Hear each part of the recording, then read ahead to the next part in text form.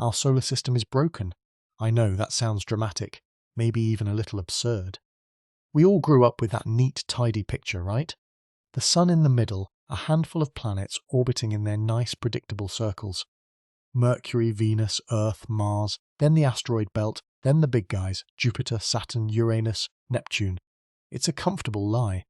It's the map we were given in school, a snapshot of order in a universe that is almost never orderly. The problem is, that map is wrong. Deep down, astronomers have known it for a century, even if they couldn't prove it. The motions of the outermost worlds don't add up. They wobble, they drift, they tug. And the only explanation that makes any real sense is that there's something else out there, something big, something hiding in the dark, just beyond the reach of our telescopes.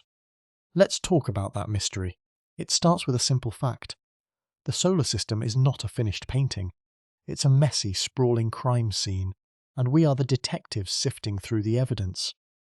For the past 100 years or so, we've noticed these unexplained gravitational anomalies. Orbits that shouldn't exist, objects moving as if they're being herded by an invisible shepherd. There's a persistent statistical whisper rising from the data, a quiet but undeniable signal that points to a massive presence lurking in the outer darkness. These aren't just wild guesses from people who watch too many science fiction movies. These are the conclusions of serious scientists, mathematicians, and planetary astronomers who have spent decades staring at the numbers and realizing they don't work unless we add one more piece to the puzzle. So here is the core premise, and it's a wild one. For over a century, astronomers have suspected that a massive unseen body exists beyond Neptune. It's pulling on the edges of our solar system. Think about that for a second. We're talking about a planet, possibly 10 times the mass of Earth, maybe even more, that has somehow evaded every single survey we've thrown at the sky. It's not a small asteroid. It's not a vague cloud of dust. It's a giant, and it's out there, bending the orbits of the most distant objects we can find, like a ghost making the furniture creak in a quiet house. This is the story of the hunt for Planet 9. Some people still call it Planet X, a name that carries a lot of old baggage, a lot of wild theories and dead ends. But the modern search is not about ancient prophecies or doom. It's about mathematics. It's about a quiet, relentless pursuit of one of the biggest questions we have left in our own backyard. What's really lurking out there in the dark? Is it a planet? Is it a primordial black hole? Is it something we haven't even thought of yet? That's what we are going to investigate. Let me tell you where this journey begins. It starts with a man named Percival Lowell, a wealthy, eccentric astronomer from the late 1800s. He was obsessed with the idea of a hidden planet, a world he called Planet X. He spent years searching for it from his private observatory in Arizona, chasing shadows in the sky.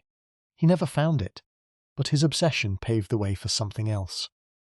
In 1930, a young astronomer named Clyde Tombaugh, working at Lowell's observatory, finally spotted a tiny, slow-moving dot. The world went crazy. They had found the hidden planet. They named it Pluto. And for decades, we thought the mystery was solved. But Pluto was tiny.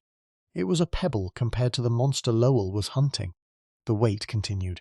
Fast forward to the early 2000s. We started finding things out past Pluto. Not just random rocks, but strange icy worlds with bizarre orbits. One of them, discovered in 2003, is called Sedna. Sedna is weird. It follows a long, stretched-out path that takes it way out into the deepest cold, then swings back in. It shouldn't be there. How did Sedna get that orbit?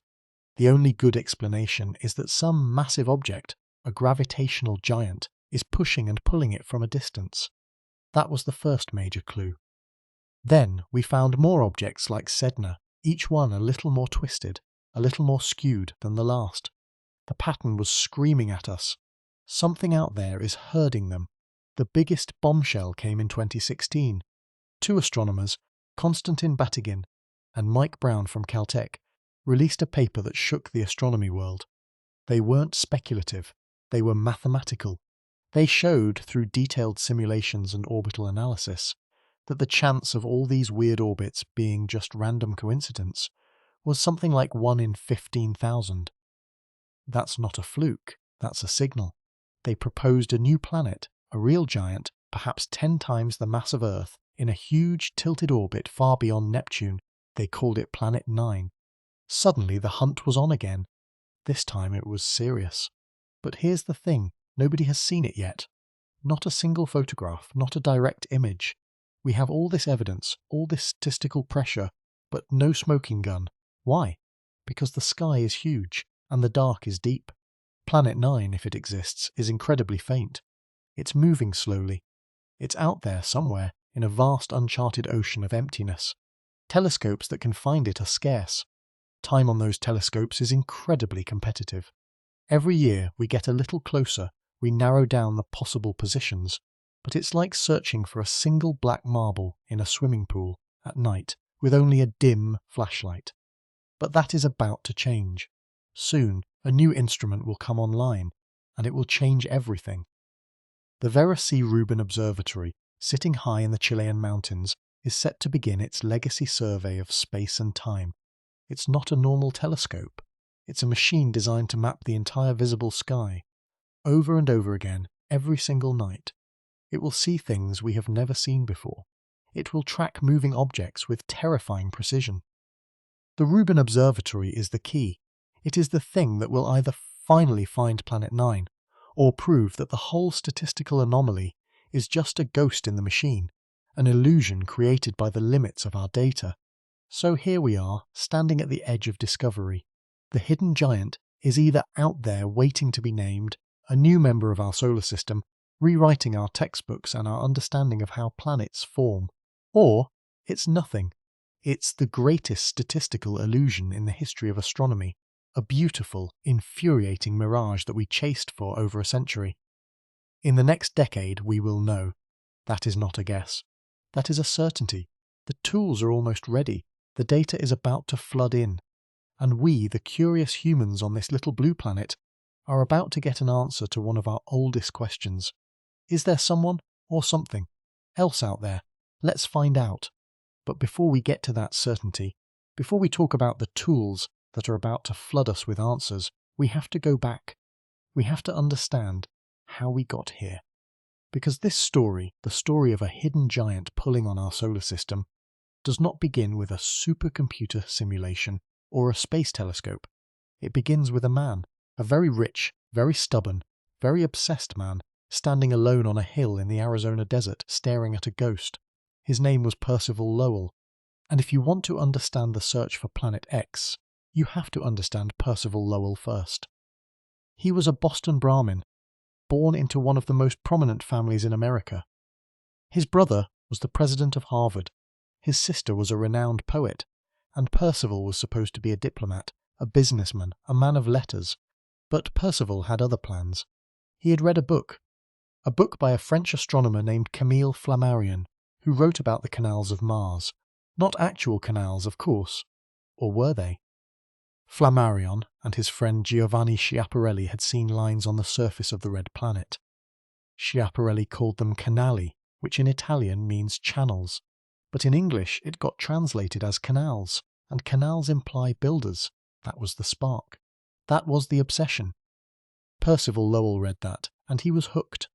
He abandoned his diplomatic career, he left the salons of Boston, and he poured his vast family fortune into building an observatory in the most remote, clearest sky he could find. That place was Flagstaff, Arizona. He built a state-of-the-art telescope, and for years he sat there, night after night, sketching the surface of Mars. He mapped hundreds of these canals. He wrote books. He gave lectures. He convinced the public that Mars was a dying world, an ancient civilization that had built a planet-wide irrigation system to bring water from the polar ice caps to the equatorial cities. It was romantic, it was thrilling, and it was completely, absolutely wrong. But here is the thing about Percival Lowell. He had a good eye. He was a sharp observer, and while he was staring at Mars, he started noticing something else, something more subtle, something that had been bothering astronomers for decades. The outer planets, Uranus and Neptune, were not behaving themselves. Their orbits, the paths they took around the Sun, did not match the predictions. They were wobbling, they were drifting. And the only explanation The only logical explanation in the Newtonian universe was that something was pulling on them, some unseen mass, some undiscovered planet lurking out there in the dark beyond Neptune. Now this idea was not new. Even before Lowell, astronomers had found Neptune itself by noticing that Uranus was not where it was supposed to be.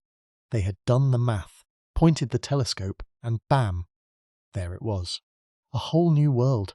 That was one of the greatest triumphs of celestial mechanics in history. And now, here was the same problem again. Uranus and Neptune were still misbehaving. The math said something else was out there, something big. Lowell latched onto this like a lifeline. Mars was a dead end. The canals were a delusion. But this was real science. This was measurable. This was a problem he could solve.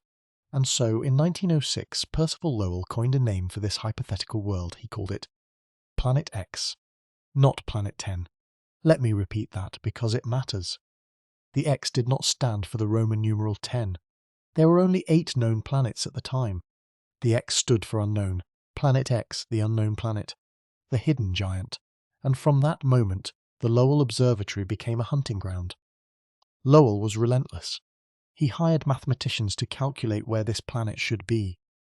They crunched the numbers from the orbital anomalies, the wiggles in the paths of Uranus and Neptune, and they predicted a mass, a size, a location in the sky. It had to be out there, somewhere in the constellation Gemini, or maybe Taurus. They had a target, and then the search began, and it was brutal. This was not a modern search. This was not a computer scanning digital images. This was glass plates. Huge, fragile glass photographic plates coated with light-sensitive emulsion. Every clear night the astronomers at Lowell would point the telescope at a patch of sky, open the shutter, and wait. Hours, sometimes half the night. Just waiting for the faint light of distant stars to imprint itself on the plate. Then they would develop plates in a darkroom, carefully, by hand, and then they would compare them. The method was called manual blink comparison. You would take 2 plates of the same region of sky, taken on different nights, and you would lay them side by side. You would look back and forth, as fast as you could, looking for a single dot that had moved, a dot that had wandered, a dot that was not a star but a planet. Thousands of plates, tens of thousands of stars. One man peering through a microscope, looking for a ghost. That was Lowell's search. And it went on for years. He spent a fortune. He hired assistants. He pushed his observatory to its limit.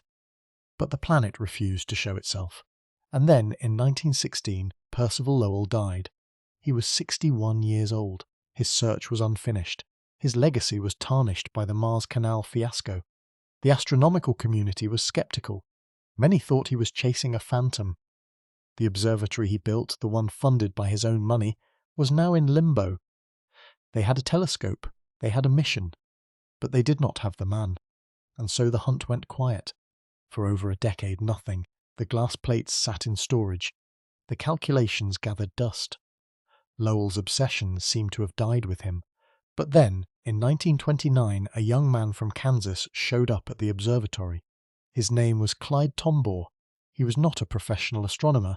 He was a farm boy, a self-taught amateur, who had built his own telescopes out of farm equipment. He had sent drawings of Jupiter and Mars to the Lowell Observatory, looking for feedback. And the director of the observatory, a man named Vesto Slipher, saw something in those drawings. He saw talent, he saw a hunger, and he offered Clyde a job. Not a glamorous job. A job as a plate assistant. A job doing the very same tedious, mind-numbing work that Lowell had been doing, comparing glass plates. Clyde arrived in Flagstaff in early 1929. He was given a brand new tool, a device called a blink comparator. It was a sophisticated upgrade from the old manual method. You put 2 plates into the machine and you flipped a lever. The view would flicker back and forth between the 2 images. If everything was the same, the stars would stay still. But if something had moved, it would appear to jump, to blink, to dance. Clyde sat at that machine for hours, day after day, week after week. He searched the constellation Gemini. Then he moved on to the top of Taurus, near the star Delta Geminorum. He was looking for a faint point of light that moved against the fixed background of stars. And on February 18, 1930, Clyde was looking at a pair of plates taken in January of that same year. One plate from January 23rd, one from January 29th, and he saw it, a tiny faint speck. It had moved. It was exactly where Lowell had predicted it should be. Clyde Tombaugh had found a planet, or so they thought. The discovery was kept secret for weeks. They had to be sure. They took more plates. They saw the object moving slowly across the sky. It was real, it was there.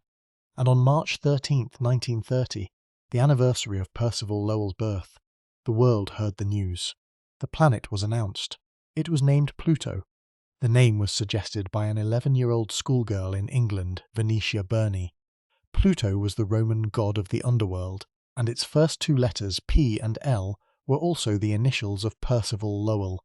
It was poetic, it was perfect, the world celebrated. Newspapers ran headlines, people cheered.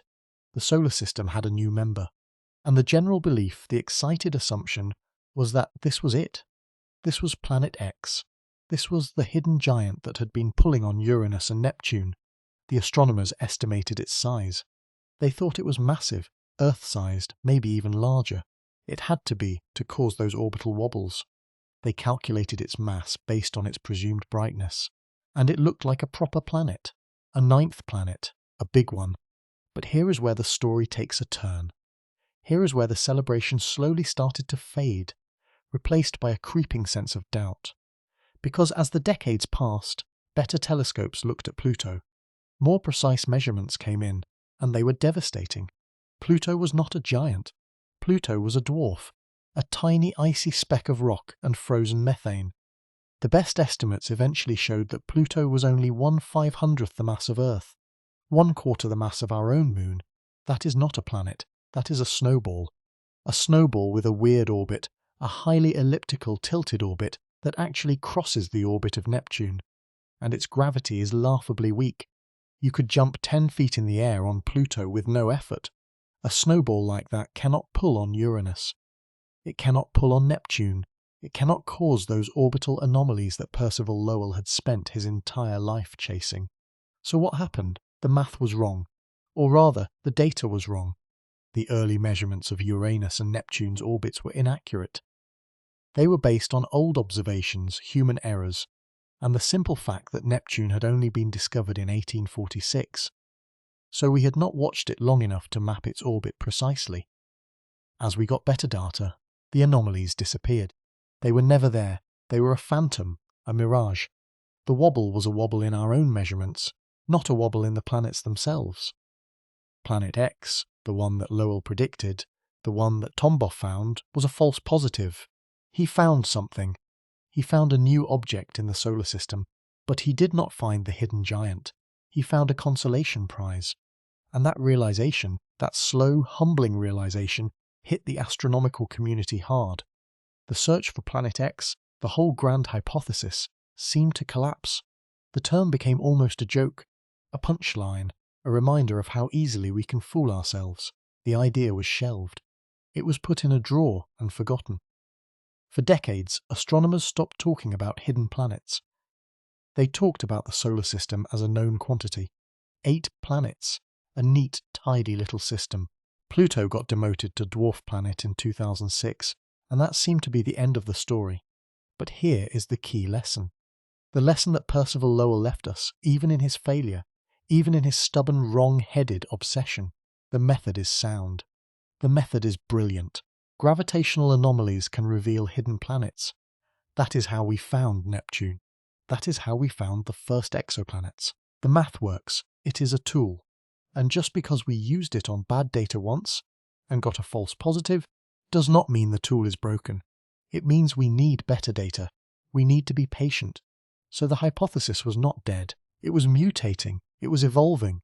Because even after we realized that Pluto was a tiny snowball, even after we corrected the orbital data for Uranus and Neptune, something strange started to happen again. In the 1980s and 1990s, as we started mapping the outer reaches of the solar system, we noticed a pattern. The orbits of certain objects, the icy bodies in the Kuiper belt, were not random. They were clustered. They were tilted. They were doing something that required an explanation. Something was herding them, something was pulling on them, and the idea of a hidden planet, a real hidden giant, a true Planet X, crawled back out of that drawer. Not the phantom of Percival Lowell, not the snowball of Clyde Tombaugh, but something else. Something bigger. Something out there in the dark, beyond even Pluto. A trans-Plutonian planet. A ghost that refuses to stay buried. And that right there is where the real hunt begins. That is where we meet the hidden giant that is pulling on our solar system. Not the one Lowell chased, not the one Tombaugh found, but the one that is still out there, waiting to be seen. And the tools are almost ready. The data is about to flood in. And we, the curious humans on this little blue planet, are about to get an answer. Because that is the work of Konstantin Batygin and Mike Brown. Two astronomers at Caltech. In the year 2016, they dropped a paper that shook the foundations of planetary science. They did not discover a planet. They did not point a telescope and see a new dot of light. What they did was far more subtle. They looked at the dance. They looked at the orbits of the most distant objects in the Kuiper belt, the trans-Neptunian objects, the TNOs. These are the icy leftovers from the formation of the solar system, chunks of rock and frozen gas that orbit the Sun in a vast ring beyond Neptune. Most of them have random orbits, scattered every which way. That is what you would expect from a chaotic, ancient disk. But Batygin and Brown noticed something else. A pattern, a strange, unexpected alignment. 6 of the most distant known objects, the ones with the most extreme orbits, the ones that take 10,000 years or more to circle the Sun once, they were all tilted in the same direction. Their long axes, the paths of their elongated ellipses, were all pointing roughly the same way. The mathematical probability of that happening by chance was vanishingly small. It was like 6 clocks all stopped at exactly the same second. It was a clue, a gravitational clue. The only explanation that fit the data was a massive object, a planet, far beyond Pluto, herding these smaller bodies with its own immense gravity. Not pulling them directly, but shaping their orbits, corralling them into a narrow band. A shepherd of the frozen deep. The math was brutal. The calculations were staggering. But Batygin and Brown ran the simulations. They built computer models of the outer solar system. And they added a hypothetical planet. A 9th planet, not a dwarf, a real planet. A giant. They ran the numbers over and over again, tweaking the mass, the orbit, the position, and they watched what happened to the distant Kuiper belt objects, and they found a match. A perfect match. The model that reproduced the observed clustering had a planet with a mass roughly 5 to 10 times that of Earth. That is a super-Earth. A world of rock and ice and gas hidden in the dark. It orbits the Sun at an average distance of about 500 astronomical units. 1 AU is the distance from the Earth to the Sun. 500 AU, that is 14 times farther out than Pluto, and its orbit is not a nice, neat circle. It is an extreme ellipse. At its closest point to the Sun, it swings into about 200 AU. That is still unimaginably far. But at its farthest, it reaches out to over 1,000 Aniut, 1,000 times the distance from the Earth to the Sun. And it takes this planet, Planet 9, between 10,000 and 20,000 years to complete a single orbit. It is slow, it is cold, it is almost entirely dark. The light reaching it from the Sun would be faint, a dim star in a black sky, but it is there. The evidence says it is there. And the hunt is on, a new hunt, a modern hunt. A hunt that uses the most powerful instruments humanity has ever built. Not the steel and glass of Percival Lowell, not the blink comparator of Clyde Tombaugh, but digital sensors attached to the Subaru telescope on Mauna Kea in Hawaii. A telescope with an 8.3-meter mirror, a monster of light-gathering power. The search is systematic. The University of California and Caltech have dedicated hundreds of nights, thousands of hours to scanning the sky. They are not looking for a wobble. They are not looking for orbital anomalies. They are looking for the object itself. A point of light moving incredibly slowly against the fixed stars. A planet that is so faint that even the best telescopes in the world can barely see it. It is a needle in a cosmic haystack. This search is different from the old one in a fundamental way. The old search for Planet X was driven by bad data, by a phantom wobble that did not exist. This search is driven by a real measurable gravitational effect.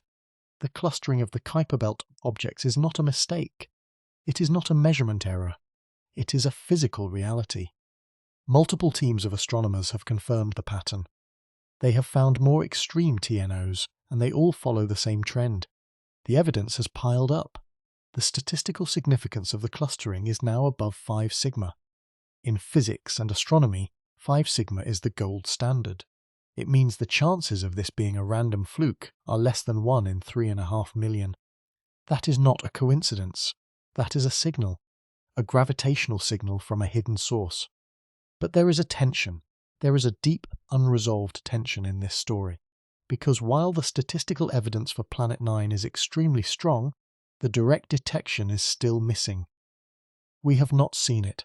We have not photographed it, and that is a problem. It means the planet could be fainter than our models predict. It could be colder. It could be farther out. It could be more reflective or less. The uncertainty is maddening. The atmosphere of the search among the astronomers involved is a mixture of intense excitement and grinding frustration. They know it is there, they can feel it, they can calculate its gravitational wake, but they cannot see it, not yet. And this is where the coming data revolution comes in. The Vera C. Rubin Observatory, a name you need to remember. The Vera Rubin Observatory, formerly known as the Large Synoptic Survey Telescope, is under construction in Chile, atop a mountain called Cerro Pachon. It is not a normal telescope. It is a machine designed to map the entire visible sky every 3 nights. It has an 8.4 meter mirror, but more than that, it has a 3200 megapixel camera, the largest digital camera ever built. Every single image it takes will cover an area of sky 40 times the size of the full moon, and it will take images over and over again, night after night, for 10 years. The data volume will be unprecedented, about 20 terabytes per night. That is the equivalent of streaming 8,000 high-definition movies every single evening. Vera Rubin is not just looking for Planet 9. It will find asteroids, comets, supernovae, gravitational lensing events, everything that moves or changes in the night sky. But the search for Planet 9 is one of its primary science goals. The telescope is so sensitive, and its coverage is so complete, that if Planet 9 exists within the range predicted by the models, Vera Rubin will find it. Not maybe, not probably it will find it. The timeline is tight. First light for the observatory is expected around 2025. The full survey will begin shortly after, so we are very close. Within a decade, perhaps within 5 years, we will have a definitive answer. If the planet is there, we will see it. We will map its orbit. We will measure its brightness. We will analyze its color. We will learn what it is made of. We will, for the first time, gaze upon a true hidden giant. A world that has been silently orbiting the sun for billions of years, completely unknown to us, completely unobserved until now. And if it is not there, that would be a different kind of revolution. Because a 5 sigma signal does not just vanish. If Planet 9 is not real, then something else is causing the clustering. Something even stranger. A primordial black hole. A microscopic black hole, the size of a grapefruit but with the mass of a planet, left over from the Big Bang. That is a real hypothesis. Some physicists have proposed that the gravitational effect could be caused by a black hole, not a planet. It would be undetectable by normal telescopes. You would see no light. You would only see the gravity. That would be a discovery of an entirely different order. It would change our understanding of dark matter, of the early universe, of the fundamental nature of reality. Or the clustering could be a resonance effect from a passing star millions of years ago, a gravitational echo that we are only now seeing. There are other possibilities, but the most elegant explanation, the simplest one, is a planet. A 9th planet, a true Planet X, not the false one of Lowell, not the misidentified one of Tombaugh, the real one. And when Vera Rubin turns its eye to the sky, we will know. This is not just a story about a planet. It is a story about how science works. It is a story about failure and persistence. about following the math even when it leads you into the desert, about building an observatory on a mountaintop because you believe against all evidence that something is out there. It is about a farm boy from Kansas who spent a year staring at glass plates and found a world. It is about a man from Boston who was wrong about Mars, but right about the method. It is about the patience of astronomers, the incredible endurance required to wait for a dot of light to move to watch the universe turn at its own glacial pace. And it is about us, about the human drive to know. We are a species that looked up at the stars and wondered if there were more. We built telescopes, we built computers, we built rockets, and we are still looking, we are still hunting. We are on the verge of extending our reach into the deepest, darkest parts of our own solar system. The hidden giant is out there. It has been there all along. It pulled on the orbits of the distant ice worlds, leaving a fingerprint in the data that we finally learned how to read. And now, after more than a century of searching, of false starts and dead ends, of triumph and heartbreak, the moment of revelation is almost upon us. The ghost of Percival Lowell can rest. The farm boy Clyde Tombaugh gave us Pluto, a gift, a beautiful snowball that taught us humility, and now Konstantin Batygin and Mike Brown have given us a new map. A map that points toward a hidden world, a world that, if it exists, will rewrite the textbooks. A world that will remind us once again that the solar system we grew up with, the neat little diagram of 9 planets on a classroom poster, was always a lie. The universe is always bigger, stranger, and more full of hidden things than we can imagine. The search continues, the data is coming, the story is not over. It is just entering its most exciting chapter. The hidden giant is pulling, and we are finally ready to meet it. The first sentence you just heard, that the universe is always bigger and stranger than we can imagine, is not just a poetic idea. It is a proven, repeated fact of our existence. And nowhere is that truth more painfully, more beautifully obvious than at the very edge of our own solar backyard. For most of the 20th century, the solar system had a neat, tidy, almost boring map. 9 planets, an asteroid belt between Mars and Jupiter, a few comets that swung in from the deep freeze to say hello, and then, at the very end of the line, little Pluto, the lonely sentinel at 40 astronomical units from the Sun. That was it. That was the story. The known universe was a cosy little neighbourhood, and the fence was right there at Pluto's doorstep. Nothing else could possibly be out there. It was empty, it was silent, it was finished. But the universe, as we are learning, does not like to be finished. It likes to keep secrets. And the biggest secret of all was hiding in plain sight, just beyond the reach of our telescopes, waiting for the right moment to reveal itself. That moment came in the summer of 1992. 2 astronomers, David Jewett and Jane Liu, had been on a nearly decade-long quest that most of their colleagues considered a fool's errand. They were looking for something that, by all logical accounts, should not exist. They were scanning the dark, frigid region beyond Neptune, a place where the sun is nothing more than a bright star, a place so far away that sunlight takes over 5 hours to arrive. Everyone assumed it was a void, a cold, empty, featureless desert of nothingness. But Jewett and Liu had a hunch. They thought maybe, just maybe, the solar system didn't just stop at Pluto.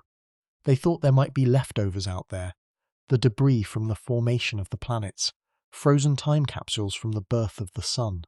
For years they found, night after night, they pointed their telescopes at the same empty patches of sky, finding only the slow drift of background stars. It was tedious. It was exhausting. It was the kind of work that breaks most astronomers. But on August 30th, 1992, they found something. A tiny point of light, moving impossibly slowly against the fixed stars. It was faint. It was incredibly distant. And it was exactly where it should not have been. They had discovered the first object beyond Neptune since Pluto itself. They called it 1992 QB1. It was just a rock probably 160 miles across, a lump of ice and dust. But that tiny, insignificant speck of light changed everything. Suddenly, the solar system was not a tidy 9-planet affair. It was a sprawling, chaotic and vastly larger place. The discovery of QB1 was like pulling on a loose thread. The entire tapestry of our cosmic neighbourhood unravelled and rewove itself into something far grander. Jewett and Liu had not just found a single object. They had found the first member of an entirely new population, a massive ring of icy debris circling the Sun, stretching from roughly 30 astronomical units out to 50 astronomical units and beyond. They had discovered what we now call the Kuiper Belt, and when I say massive, I mean truly staggering in scale. The asteroid belt between Mars and Jupiter, the one we all learned about in school, the one that contains Ceres and Vesta and all those famous rocks, is basically a tiny little dust bunny by comparison. The Kuiper Belt is thought to contain hundreds of times more mass. It is home to hundreds of thousands of objects larger than 60 miles across. And that is just the stuff we can see. The belt is a vast, dark, frozen ring of planetesimals, the building blocks of a planet that never quite managed to form. Jupiter's immense gravity, so the theory goes, disrupted this region during the early days of the solar system, scattering the material and preventing it from coalescing into a single world. Instead, we got a scattered disk, a chaotic array of icy bodies. Now, let's get our bearings for a second. An astronomical unit, or an AU, is the average distance from the Earth to the Sun, about 93 million miles, so Neptune orbits at about 30 AUs. The main part of the Kuiper Belt runs from that point out to about 50 AUs. That is a region of space that is 20 AUs wide. To put that in perspective, the entire inner solar system, from the Sun all the way out to Jupiter, is only about 5 AUs across. The Kuiper Belt is 4 times wider than everything we grew up calling the solar system, and it is not a thin, flat ring like Saturn's. It has structure, it has a thick component, a scattered disk component, and a mysterious outer edge that seems to drop off abruptly around 50 AUs, a phenomenon we call the Kuiper Cliff. Why does it drop off? We have no idea. Maybe there is something out there shepherding the material, sweeping it clean. Maybe that something is a planet. But we are getting ahead of ourselves. All of these distant icy bodies, from Pluto to QB1 to the thousands of smaller rocks we have found since, have a collective name. They are trans-Neptunian objects, or TNOs. They are quite literally objects that live beyond Neptune. Most of them follow the rules. Neptune is the gatekeeper of the outer solar system. Its gravity is so dominant that it acts like a cosmic shepherd, herding these objects into predictable, orderly orbits. Most TNOs stay within the ecliptic plane, the same flat disk that the planets occupy. Their orbits are stable, predictable, and boring. But here is where the story gets weird. Here is where the comfortable, known map of the Kuiper Belt starts to crack. Not all TNOs follow the rules. A bizarre tiny subset of them does something that defies all logical explanation. Their orbits are tilted. They are stretched out. And most importantly, their perihelia, their closest approach to the Sun, are far, far too distant to be explained by Neptune's influence. Think about that for a second. Neptune is the most distant known planet in the solar system. Its gravitational reach extends out to maybe a few tens of astronomical units. If you are a rock that never gets closer to the Sun than 75 AUs, Neptune cannot touch you. It cannot nudge you. It cannot have any significant effect on your orbit. So how did you end up there? How did you get pulled into such a crazy elongated path? Something else must have put you there. Something big. Something hidden. And that is where we meet the first major piece of the puzzle, the object that forced astronomers to start thinking about the impossible. On November 14, 2003, a team of astronomers led by Mike Brown, Chad Trujillo, and David Rabinowitz were scanning the sky at Palomar Observatory. They were looking for large, distant objects, the same kind of work that led to the discovery of Eris and Makemake and Haumea. Objects that would eventually force the world to admit that Pluto was not alone. But on that night they found something far stranger. They spotted a faint, slow-moving dot that, when they calculated its orbit, made them stop and stare at their screens in disbelief. The object, later officially named Sedna after the Inuit goddess of the sea, is a deep reddish world, about 600 miles across, making it one of the largest trans-Neptunian objects ever found. But its size is not the remarkable thing. It is its orbit that is the stuff of science fiction. Sedna's orbit is a nightmare. It is not a nice, neat circle like Earth's. It is a long, impossibly stretched ellipse. At its closest approach to the Sun, its perihelion, Sedna is 76 astronomical units away. Let me repeat that. It never ever gets any closer to the Sun than 76 AUs. That is more than twice the distance of Pluto. That is so far out that Neptune's gravity is essentially zero. It might as well not exist for all the effect it has on Sedna, but that is only the beginning of the insanity. At its farthest point, its aphelion, Sedna is estimated to be around 937 astronomical units from the Sun. That is nearly 1,000 times the distance from the Earth to the Sun. That is so far that it takes Sedna approximately 11,400 years to complete a single orbit. 11,400 years. The last time Sedna was at its closest point to the Sun, the last ice age was ending, and human civilization was just beginning to invent agriculture. It is an object that operates on a timescale that is almost incomprehensible to the human mind. And here is the central mystery.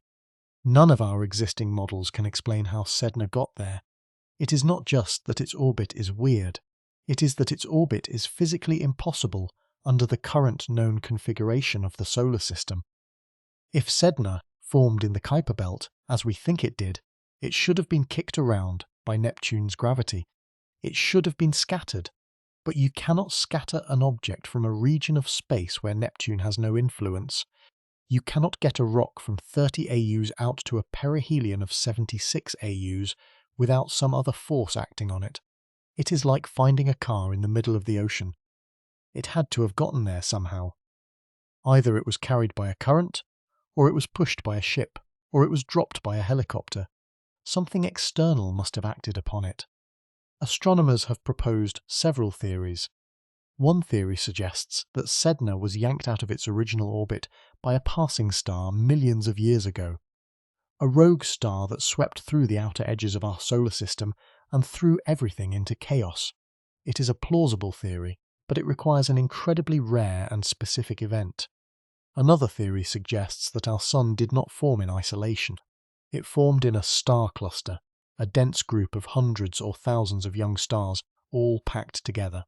In that crowded environment, interactions between stellar neighbours could have tossed Sedna into its far-flung orbit. But then the cluster would have dispersed billions of years ago, and we would expect to see a lot more objects with Sedna's orbital signature. We do not, at least not yet. Then there is the third theory, the theory that refuses to die. The theory that makes most astronomers uncomfortable because it implies that the solar system is not finished. The theory says that Sedna's orbit is not the result of a random stellar encounter. It is the result of a persistent, continuous gravitational pull from a massive unseen body. A planet that lives far beyond Neptune, in the cold, dark desert between the Kuiper belt and the distant Oort cloud. Sedna is not a cosmic accident. It is a sheep that has been herded by a hidden shepherd. And its discovery was the turning point. It was the first real, concrete evidence that something big might be lurking in the darkness. Sedna forced astronomers to ask a terrifying question. Is it alone? Is Sedna just a statistical outlier, a one-in-a-million fluke? Or is it the first piece of a much larger pattern? Chad Trujillo and Scott Shepherd, two astronomers who had been involved in Sedna's discovery and the subsequent hunt for more such objects, decided to find out. They launched a systematic, years-long survey of the outer solar system, searching for other objects with similarly impossible orbits. They scanned the same region of sky, the same patch of darkness where Sedna had been found, and they were patient, they were relentless. They spent months, years, looking at the same faint dots of light, measuring their movements, calculating their orbits, and in 2014 they hit pay dirt. They announced the discovery of an object designated 2012 VP 113. It was quickly nicknamed Biden after the then Vice President, because the year of its discovery coincided with the inauguration. Biden was smaller than Sedna, maybe 300 miles across, but its orbit was just as bizarre. Its perihelion was at around 80 astronomical units, even farther out than Sedna's. Its aphelion was around 450 AUs. Once again, it was an orbit that could not be explained by Neptune's gravity. Once again, it was an object that should not exist, and here is where the pattern starts to get really, really interesting. It was not just that Sedna and Biden had weird orbits. It was that their weird orbits were pointed in the same direction. They were clustered. They were aligned. In a random distribution, you would expect objects like this to be scattered across the sky in all sorts of different orientations. Some would be tilted up, some down, some left, some right. But Sedna and Biden were not random.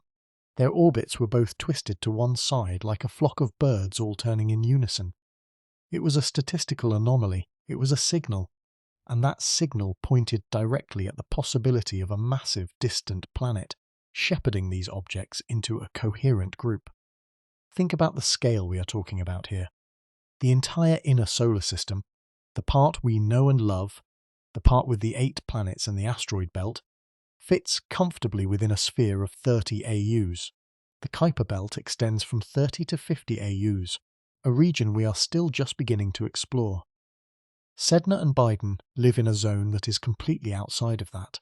Their closest approach is at 76 and 80 AUs respectively, and their orbits stretch out to hundreds, even thousands of AUs. The outer solar system is not a thin little shell. It is a vast, deep, three-dimensional volume of space that extends, potentially, out to the Oort cloud at 10,000 AUs or more. We are living in a tiny, warm bubble at the centre of an incredibly vast, cold, dark sphere, and in that darkness something is moving. The hypothesis of Planet 9, as it has come to be called, is that a massive world, somewhere between 5 and 10 times the mass of Earth, is orbiting the Sun at a distance of roughly 400 to 800 astronomical units. It is not a star, it is not a brown dwarf, it is a planet, a cold, dark, gassy or icy world, a world that would be completely invisible to our current telescopes if we did not know exactly where to look, but we cannot see it directly, not yet. Its existence is inferred purely from the gravitational traces it leaves behind. It is like a ghost in the machine. You cannot see the ghost, but you can see the chairs moving across the floor. You can see the objects that it is pushing and pulling. Sedna and Biden are the chairs.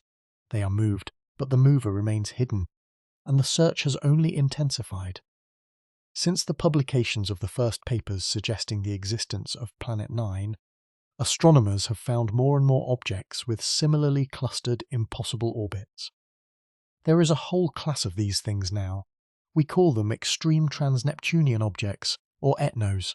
They are the rebels of the outer solar system. They are the evidence. Each new discovery adds another data point, another confirmation that the pattern is real. The clustering is not a fluke. It is a signature. It is a map drawn in the orbits of icy rocks, pointing the way toward a hidden giant. The search is a true needle in a haystack scenario. The haystack is the entire outer solar system. The needle is a planet that reflects almost no light, that is cold enough to be nearly invisible to our infrared telescopes. Finding it requires immense amounts of telescope time, painstaking analysis of old data, and a little bit of luck. It also requires that we keep looking, that we do not give up when the searches come up empty. And let's be honest, this kind of search is not for the faint of heart. It is the ultimate cold case. The suspect is hiding in the deepest, darkest corner of our own backyard. The clues are tiny, distant rocks that take 10,000 years to finish a single lap around the Sun. We are trying to find a planet by watching the shadow it casts, by measuring the tiny, almost imperceptible tugs it gives to other objects. It is detective work on a cosmic scale. It is demanding, frustrating, and occasionally it yields a moment of pure, breathtaking clarity. A moment when a new object's orbit aligns perfectly with the prediction. A moment when the ghost, for just a second, becomes solid. In the storyteller's framework, this is where we shift gears. The known is our familiar 8 planets. That is the comfortable, well-lit part of the stage. The scale is the Kuiper belt, the vast, newly discovered kingdom of ice that lies just beyond. It is the dark, unexplored territory that dwarfs everything we thought we knew. And the new discovery, the first real clue, is Sedna. Sedna is the key that unlocks the door. It is the whisper in the dark that says, "You are not alone." It is the evidence that forces us to rewrite the textbooks. The story of Planet 9 is not the story of a single planet. It is the story of a paradigm shift. It is the story of how we learned that the solar system is not a finished static place. It is an active, evolving, and still surprising system. And at its outermost edge, in the most inhospitable, darkest region imaginable, a giant is waiting. The search for Planet 9 has become one of the most compelling narratives in modern astronomy, a story that pits the patience of the human mind against the vastness of space and the slowness of time.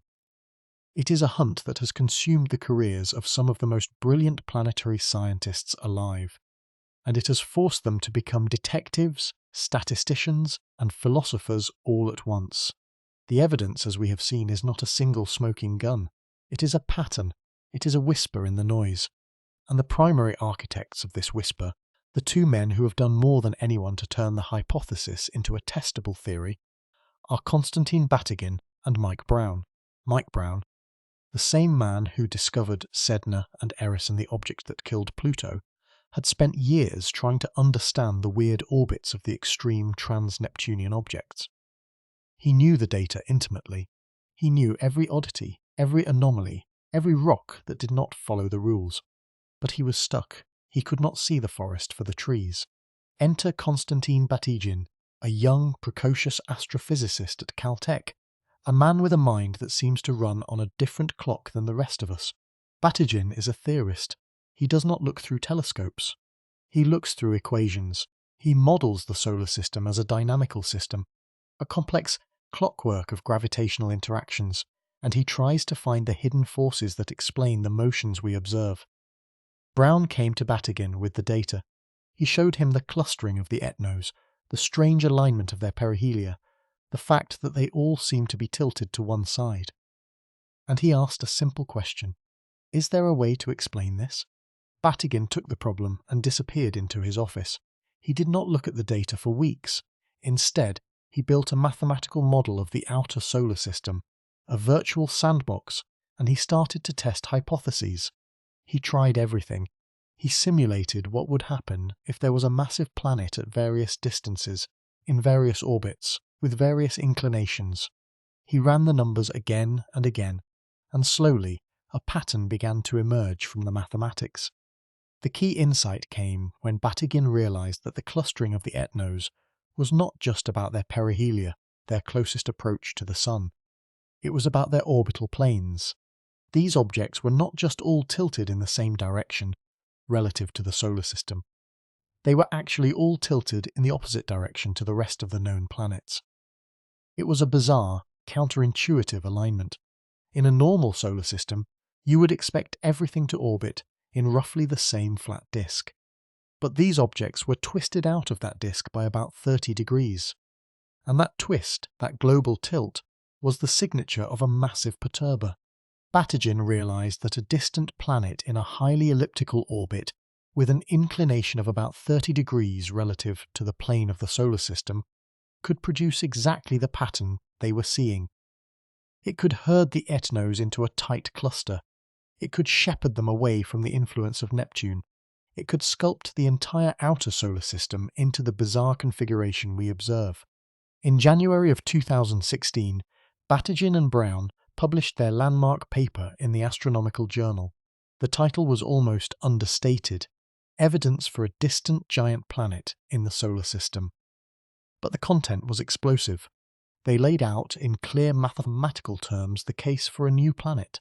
A planet that was not, as many had speculated, a small Pluto-like world. A planet that was a true giant, a gas giant or an ice giant, with a mass somewhere between 5 and 10 times that of Earth. A planet that is roughly 10 times more massive than Earth, but still only a fraction of the mass of Uranus or Neptune. It is a class of planet that we do not have in our own solar system, a so-called super-Earth or sub-Neptune, a type of world that we have found in abundance around other stars, but never around our Sun. It is the missing link in our planetary family portrait. The orbit they proposed was startling. Planet 9, if it exists, has an orbital period of roughly 10 to 20,000 years. It takes that long to complete a single circuit around the Sun. Its closest approach, its perihelion, is estimated to be around 200 to 300 astronomical units from the Sun. That is 7 to 10 times farther than Pluto. At its farthest, its aphelion, it might stretch out to 600 to 1200 AUs. It is a planet that spends most of its life in the cold, dark, nearly starless void of the outer solar system, a lone wanderer in a realm of perpetual twilight. It is so far away that the light from the Sun is no brighter than the light of a full moon on Earth. It is a world of eternal shadow, a world where the temperatures hover near absolute zero, a world where the atmosphere, if it has one, would be frozen solid. The publication of the paper sent shockwaves through the astronomical community. It was not universally accepted. Many astronomers were skeptical, and rightfully so. The evidence, while compelling, was circumstantial. It was based on a statistical analysis of only a handful of objects. The sample size was tiny, barely a dozen rocks in a sea of trillions. Critics argued that the clustering could be a selection effect, a bias in our observations. We tend to look at certain parts of the sky, they said. We tend to find objects where we are looking. The clustering might not be real.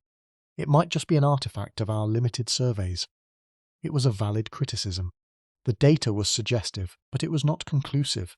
The only way to prove the existence of Planet 9 was to find it, to see it, to photograph it, to detect its faint, slow-moving glow against the backdrop of the Milky Way, and so began the great hunt.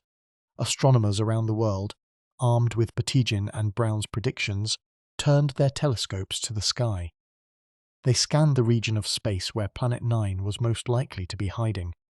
They used the Subaru telescope in Hawaii, the Cerro Tololo Inter-American Observatory in Chile, the Hubble Space Telescope in orbit. They searched in visible light, in infrared, in every wavelength they could think of.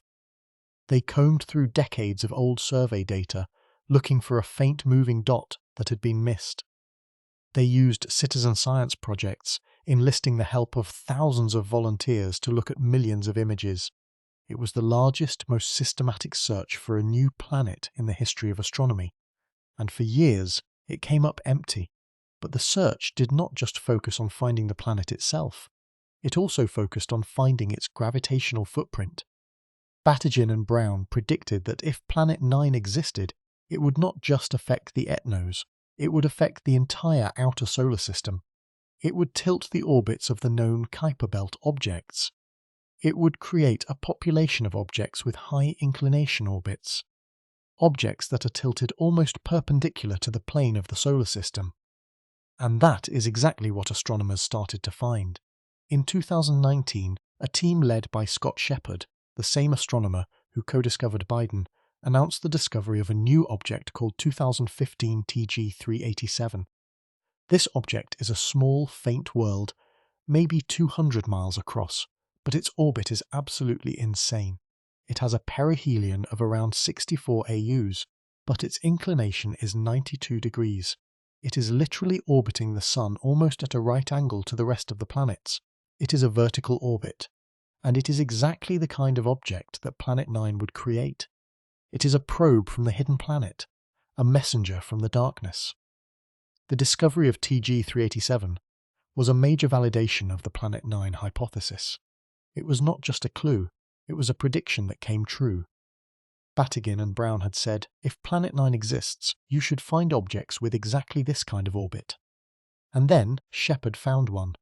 It was a moment of scientific triumph, a vindication of the theoretical work. But it was not proof, it was still circumstantial. The skeptics were not convinced. They pointed out that TG387 could have been created by other processes, by a passing star, by the gravitational chaos of the early solar system. The debate continued, the evidence accumulated, but the planet itself remained elusive. And then something even stranger happened. In 2020, a team of astronomers led by Michael Rowan Robinson, a veteran of infrared astronomy, announced that they had found a candidate. They were analysing data from the IRAS satellite, an old infrared telescope that operated in 1983. IRAS surveyed the entire sky, looking for infrared sources. and Rowan Robinson noticed a faint cold spot in the data, a source of infrared radiation that did not match any known object. He calculated its distance and its motion, and he found that it was consistent with a planet about 5 times the mass of Earth, located somewhere around 225 AUs from the Sun. It was a tantalizing clue, but the IRIS data was old. The resolution was poor, the detection was questionable. It was a ghost in an ancient dataset. Most astronomers remained skeptical. The candidate was not confirmed. The search for Planet 9 is not just a scientific endeavour. It is a philosophical one. It forces us to confront the limits of our knowledge and the nature of evidence. How do you prove something exists when you cannot see it? How do you confirm a hypothesis when the evidence is subtle, indirect, and buried in noise? It is a question that has plagued astronomers for centuries. The discovery of Neptune in 1846 was a triumph of indirect detection. Urbain Le Verrier predicted its existence based on anomalies in the orbit of Uranus. He calculated where it should be. He sent his coordinates to Johann Galle at the Berlin Observatory, and Galle found it on the very first night of searching. It was a stunning confirmation of Newtonian gravity and the power of mathematics. But Planet 9 is not Neptune. Neptune was close, it was bright. It was easy to find once you knew where to look. Planet 9 is 1,000 times farther away, 1,000,000,000 times fainter. It is the ghost of a planet, a shadow in the darkness. The story of Planet 9 is also a story about the nature of the solar system itself. It challenges our fundamental assumptions about how planetary systems form and evolve. Most models of solar system formation suggest that planets form close to the Sun, in the protoplanetary disk, and then migrate outward or inward. But Planet 9, if it exists, could not have formed where it is now. The region beyond the Kuiper belt is too sparse, too cold, too poor in material to build a planet 5 times the mass of Earth. Planet 9 must have formed closer to the Sun, probably somewhere between Jupiter and Neptune, and then been ejected outward by a gravitational slingshot. It is a refugee, a wanderer, a planet that was cast out of its original home and now lives in permanent exile at the edge of the solar system. This is not just a speculation, it is a requirement of the physics, and it tells us something profound about the violent, chaotic history of our early solar system. It tells us that the solar system was not a peaceful nursery. It was a battlefield. Planets were thrown around like billiard balls. Worlds were ejected into the void. And one of them, perhaps, was lucky enough to remain bound to the Sun, but unlucky enough to be banished to the frozen outer darkness. There is another possibility, one that is even more mind-bending. What if Planet 9 is not a planet at all? What if it is a black hole? A primordial black hole formed in the first instance after the Big Bang, captured by the Sun's gravity, and now orbiting in the outer solar system. It is a speculative idea, proposed by some physicists, but it is not impossible. A black hole with the mass of 5 Earths would be about the size of a grapefruit. It would be completely invisible, except for the faint heat it would generate as it accreted gas and dust from the interstellar medium. It would produce the same gravitational effects as a planet. It would be a ghost in the machine, but a different kind of ghost. It is a wild, exotic idea, and it is not the leading hypothesis. But it illustrates the strange, uncharted territory we are exploring. The hunt for Planet 9 continues today. It has become a marathon, not a sprint. Astronomers are now using the Vera C. Rubin Observatory in Chile, a massive new telescope that is currently coming online. The Rubin Observatory will conduct a 10-year survey of the entire southern sky, taking images every few nights. It will be able to detect incredibly faint, slow-moving objects. It is the perfect instrument for finding Planet 9.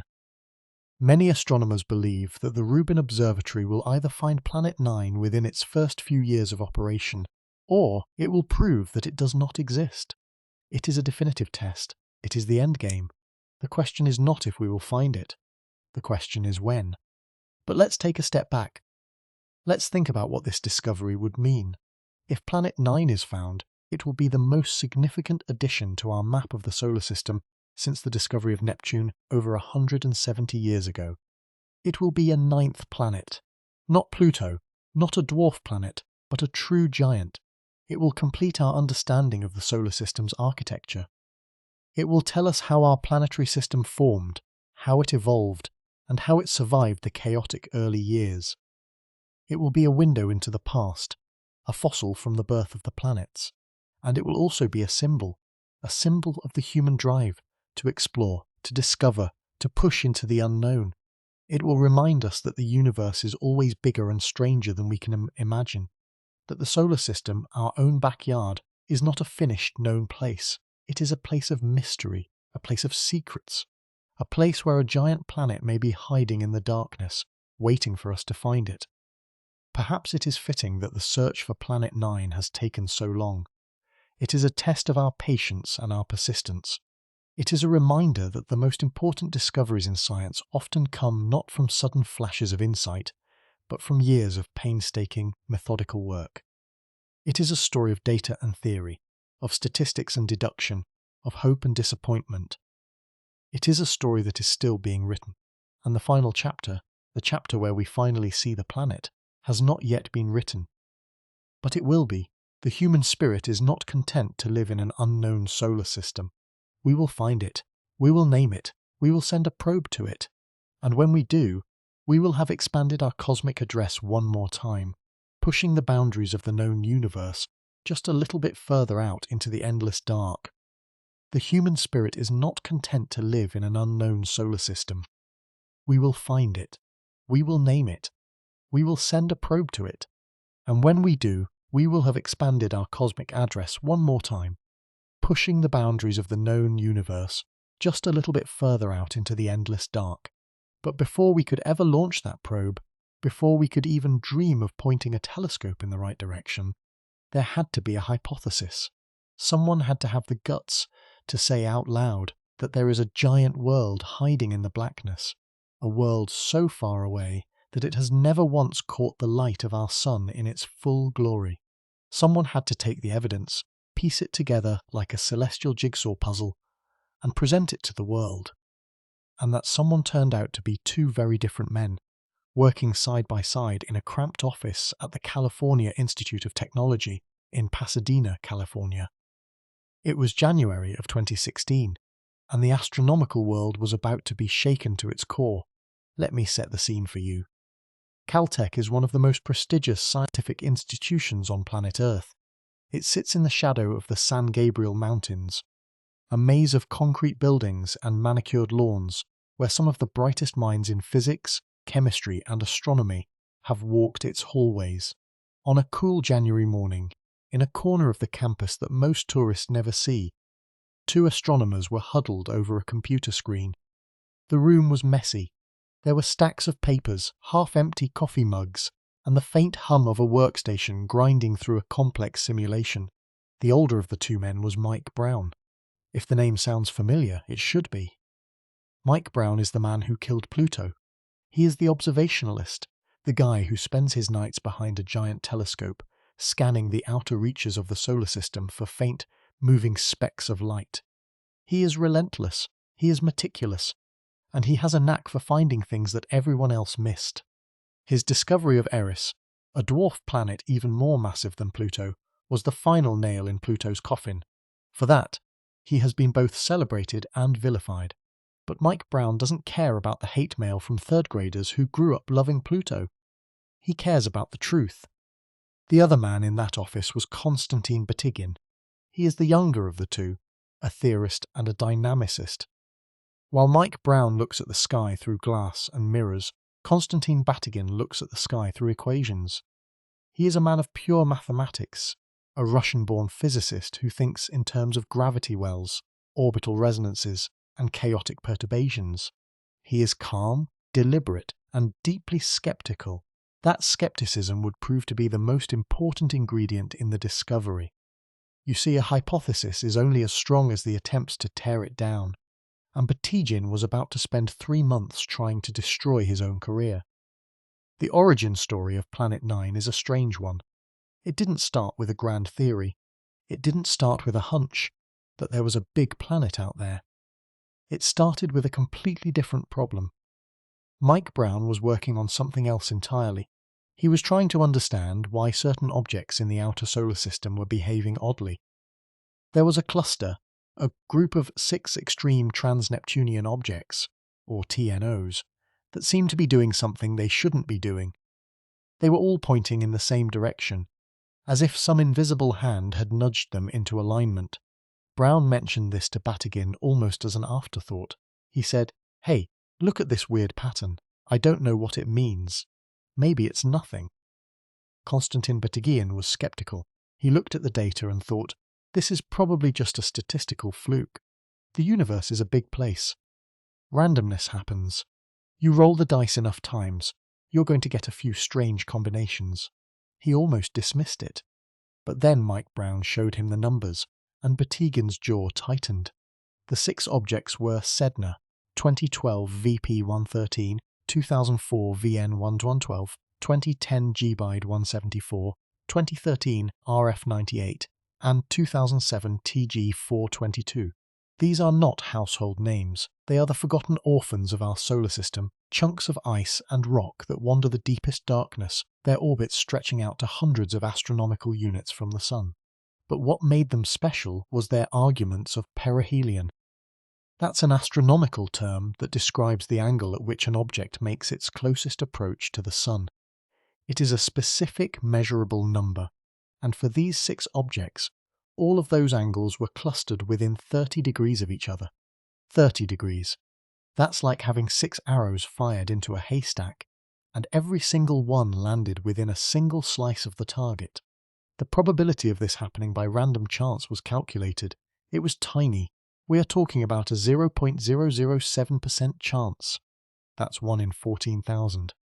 For context, you are more likely to be struck by lightning in your lifetime than for those 6 objects to align that way without some external force. Something was herding them. Something was keeping them in that narrow corridor of space. Something big. Konstantin Batygin looked at the numbers and felt a cold shiver run down his spine. He didn't believe in Planet 9. Not yet. He is a theorist, and theorists are trained to doubt. So he decided to do something that most people would consider insane. He decided to spend the next 3 months trying to prove that the hypothesis was wrong. He locked himself in his office with a powerful computer and began running simulations. He wanted to find any other explanation. He wanted to find a way that the solar system, as we knew it, could produce this clustering without an undiscovered giant planet.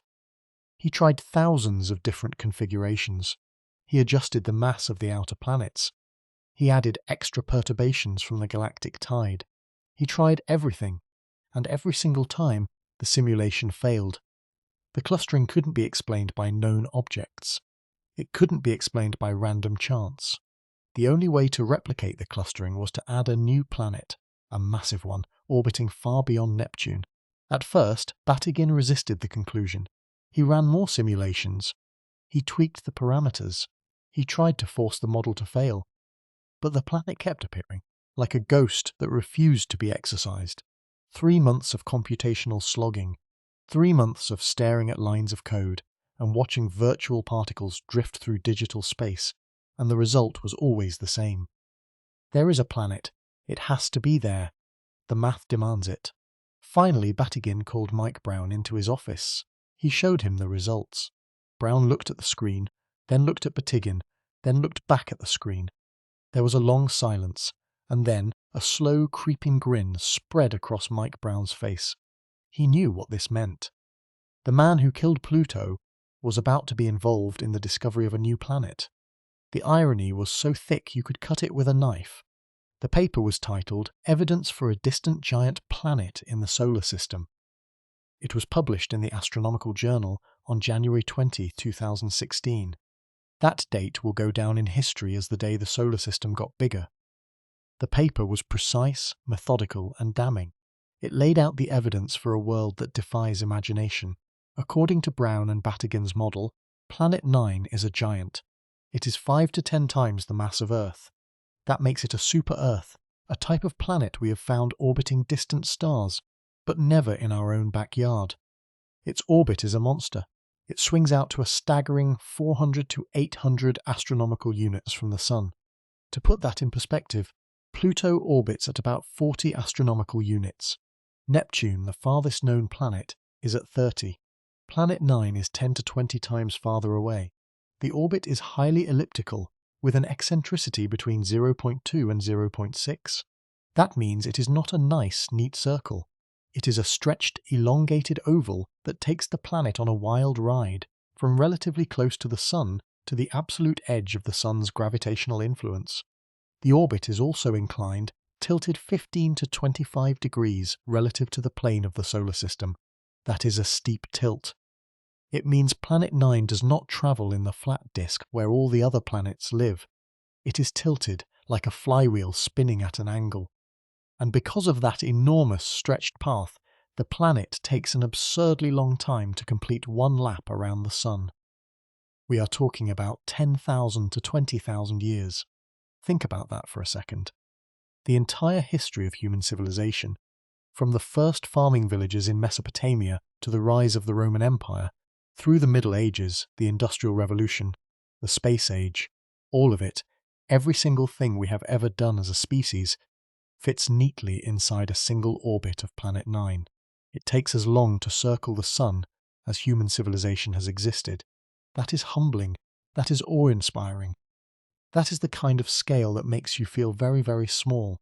I want you to use an analogy here because this is important. Imagine you are standing in a vast, empty field. You throw a pebble. It lands a few feet away. That is a normal planet orbit. Now imagine you throw a pebble and it takes 20,000 years to come back down. That is Planet 9. It is so far away that the Sun appears as nothing more than a bright star in its sky. It is a frozen, dark world, a place where the light is so dim that you would barely be able to read a newspaper if you could survive the cold. This is not a world for life as we know it. This is a world of pure physics. The media explosion was immediate and ferocious. Overnight, the term Planet 9 became a household name. It was on the front page of every major newspaper. It was trending on social media. People who had never cared about astronomy were suddenly arguing about the existence of a hidden giant. Mike Brown and Konstantin Batygin became science celebrities. They were interviewed on television. They gave lectures to packed auditoriums. They were the rock stars of planetary science. And the irony was not lost on anyone.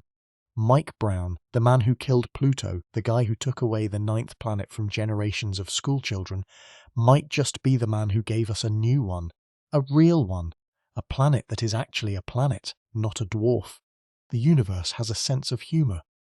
But behind the headlines and the hype, there was a serious scientific mechanism at work. Brown and Batygin called it gravitational shepherding. It is a beautiful concept. Imagine you have a flock of sheep. They are wandering all over the place, doing whatever they want. Then you bring in a sheepdog. The dog runs around the flock, barking and nipping at their heels. The sheep start to bunch together. They start to move in a coordinated way. That is what Planet 9 does to the objects in the outer solar system. Its gravity is the sheepdog. It herds the little icy bodies, the extreme TNOs, into alignment. It forces them to have similar arguments of perihelion. It keeps them in that narrow corridor of space. Without the planet, they would scatter. With the planet, they march in lockstep. The model predicted two distinct populations. There are the aligned objects, the ones that travel near the planet's orbit. Their paths are shaped by the planet's presence. And then there are the anti-aligned objects, the ones that sit on the opposite side of the solar system, directly across from Planet 9. These anti-aligned objects are equally important. They are like the shadow of the planet's influence. Both populations were predicted by the model, and both have been observed. The 6 original objects that started this whole thing, they are anti-aligned. They are the ones that feel the planet's gravity from the far side. But the model made another, even bolder prediction. It said that there should be objects with orbits that are perpendicular to the plane of the solar system. Highly inclined objects, tilted at extreme angles. These would be the smoking gun. If you find an object that orbits at a 90-degree angle to the rest of the solar system, that is a dead giveaway. It is like finding a car driving sideways on a highway. It doesn't make sense unless something is pushing it, and that something is Planet 9. The model predicted that these perpendicular objects exist, scattered in the darkness, waiting to be found. This connection is the bridge between the hypothesis and the new discovery phase. The hypothesis was born in 2016. It was specific, testable, and made bold predictions that could be verified or falsified by observation. This is how science is supposed to work. You make a claim, you put it out there, and then you let the world try to prove you wrong. So there it was. The bombshell had been dropped. The astronomical community was buzzing. Telescope time was being requested. Observers around the globe were pointing their instruments at the sky, searching for the faint glimmer of a world that no human eye has ever seen. The hunt for Planet 9 had begun in earnest. It was no longer a wild theory. It was a mathematical certainty waiting for confirmation.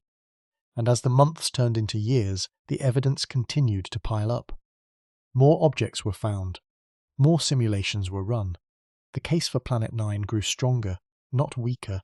The ghost in the machine was becoming solid. The hidden giant was pulling on our solar system, and we were starting to feel its tug. The astronomical community did not simply accept the Brown-Batyjian hypothesis at face value. That is not how science works. A hypothesis, no matter how elegant, must survive a gauntlet of scrutiny, skepticism, and attempted falsification. In the months and years following the January 2016 announcement, a quiet but fierce war of ideas unfolded in the hallways of observatories, in the peer-reviewed pages of journals, and in the private email threads of planetary dynamicists. Some researchers were immediately convinced. Others were deeply suspicious, and a few were openly hostile, arguing that the clustering of the 6 objects was a statistical fluke, a selection bias introduced by the way astronomers conducted their surveys. The selection bias argument is a legitimate one, and it deserves a full explanation. Imagine you are standing in a forest at night, and you shine a flashlight in a specific direction.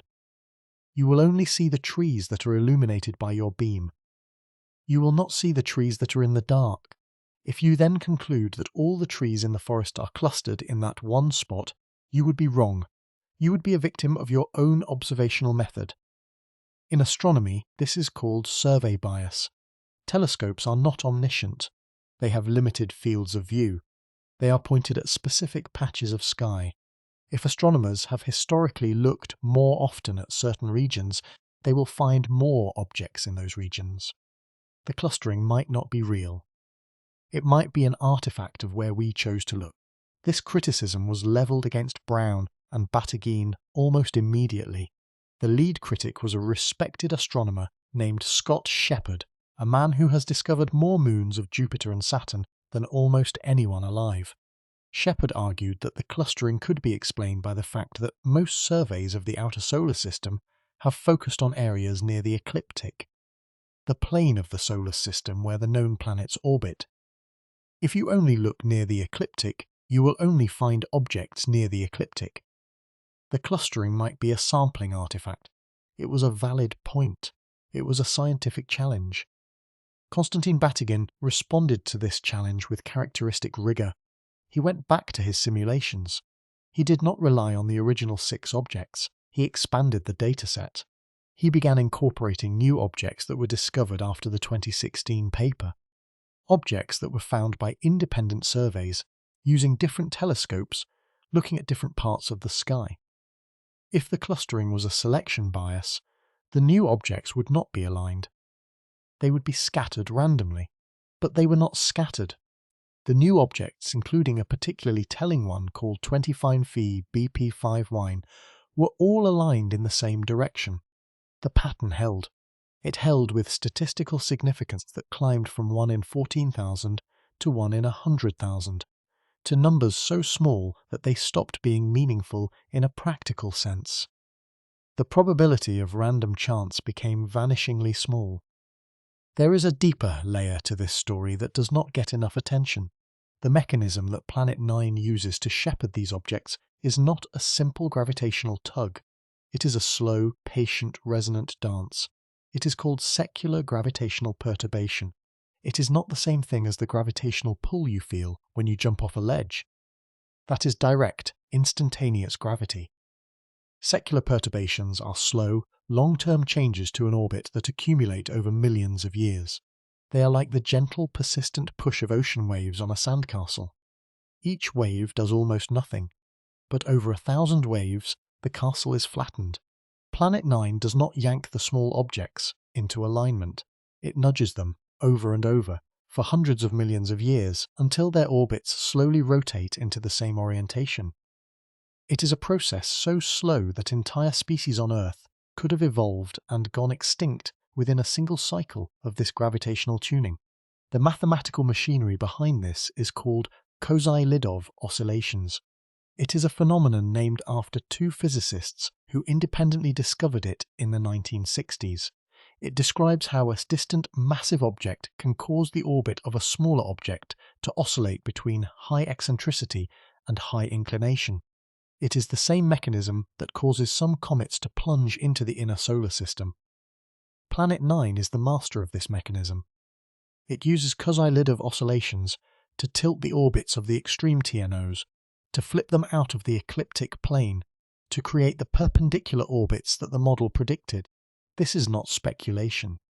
It is derived from the fundamental laws of celestial mechanics, the same laws that Newton wrote down in the 17th century.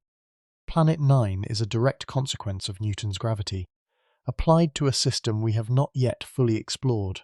Let me take you deeper into the historical context. The search for planets beyond Neptune did not begin with Brown and Batygin. It is a story that stretches back nearly a century. In the early 1900s, astronomers noticed that the orbits of Uranus and Neptune did not quite match the predictions of Newtonian gravity. They seemed to be wobbling, as if something was pulling on them. This led to the search for Planet X, a hypothetical ninth planet that would explain the discrepancies. This search culminated in the discovery of Pluto in 1930 by Clyde Tombaugh. But Pluto turned out to be far too small to affect the orbits of Uranus and Neptune. The wobbles were eventually explained by an overestimation of Neptune's mass. The Planet X hypothesis was effectively dead by the 1990s. But the idea of a distant giant planet never fully went away. It lingered in the shadows of astronomical thought, a ghost that refused to be exorcised. In the 1980s, a scientist named John Anderson at NASA's Jet Propulsion Laboratory noticed something peculiar in the trajectories of the Pioneer 10 and Pioneer 11 spacecraft. They were slowing down slightly more than expected, as if a gravitational anomaly was tugging at them. This became known as the Pioneer anomaly. It was later explained by thermal radiation pressure, not a new planet. But it shows that the idea of a hidden mass in the outer solar system has been a persistent theme in planetary science. Every few decades, someone finds a clue that points to something big, something dark, something unseen. The Brown-Batygin hypothesis is different. It is not based on spacecraft anomalies or mathematical wobbles. It is based on a direct, observable pattern in the orbits of real objects. It is based on the properties of Sedna, an object discovered by Mike Brown in 2003. Sedna was the first. It was the warning shot. Sedna's orbit is absurd. It takes 10,000 years to circle the Sun. Its closest approach is 76 astronomical units, way beyond the Kuiper belt. Its farthest point is nearly 900 astronomical units. When Sedna was discovered, it was a mystery.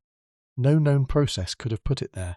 It was like finding a single shoe in the middle of an empty desert. Where was the person? Where was the rest of the story? Planet 9 is the person. Planet 9 is the explanation for Sedna. The discovery of Sedna led to a systematic search for other extreme objects. Mike Brown and his team, including Chad Trujillo and David Rabinowitz, began scanning the sky, looking for other distant bodies. They found 2004 VN112. They found 2007 TG422. They found 2010 GB174. Each one was another piece of the puzzle. Each one had a strange, elongated orbit that could not be easily explained. By 2014, Trujillo and Shepard published a paper noting that these objects all seemed to be pointing in the same direction. They did not have the courage to call it a planet. They simply noted the coincidence. That paper was the seed that grew into the Brown-Battyguin hypothesis. Konstantin Batygin has described the moment of realization as a kind of intellectual vertigo. He was sitting at his desk, running simulations, and he saw the planet emerge from the equations. He said, "It felt like looking at a photograph of a familiar room and realizing that there is a door in the corner that you never noticed before. The door has always been there.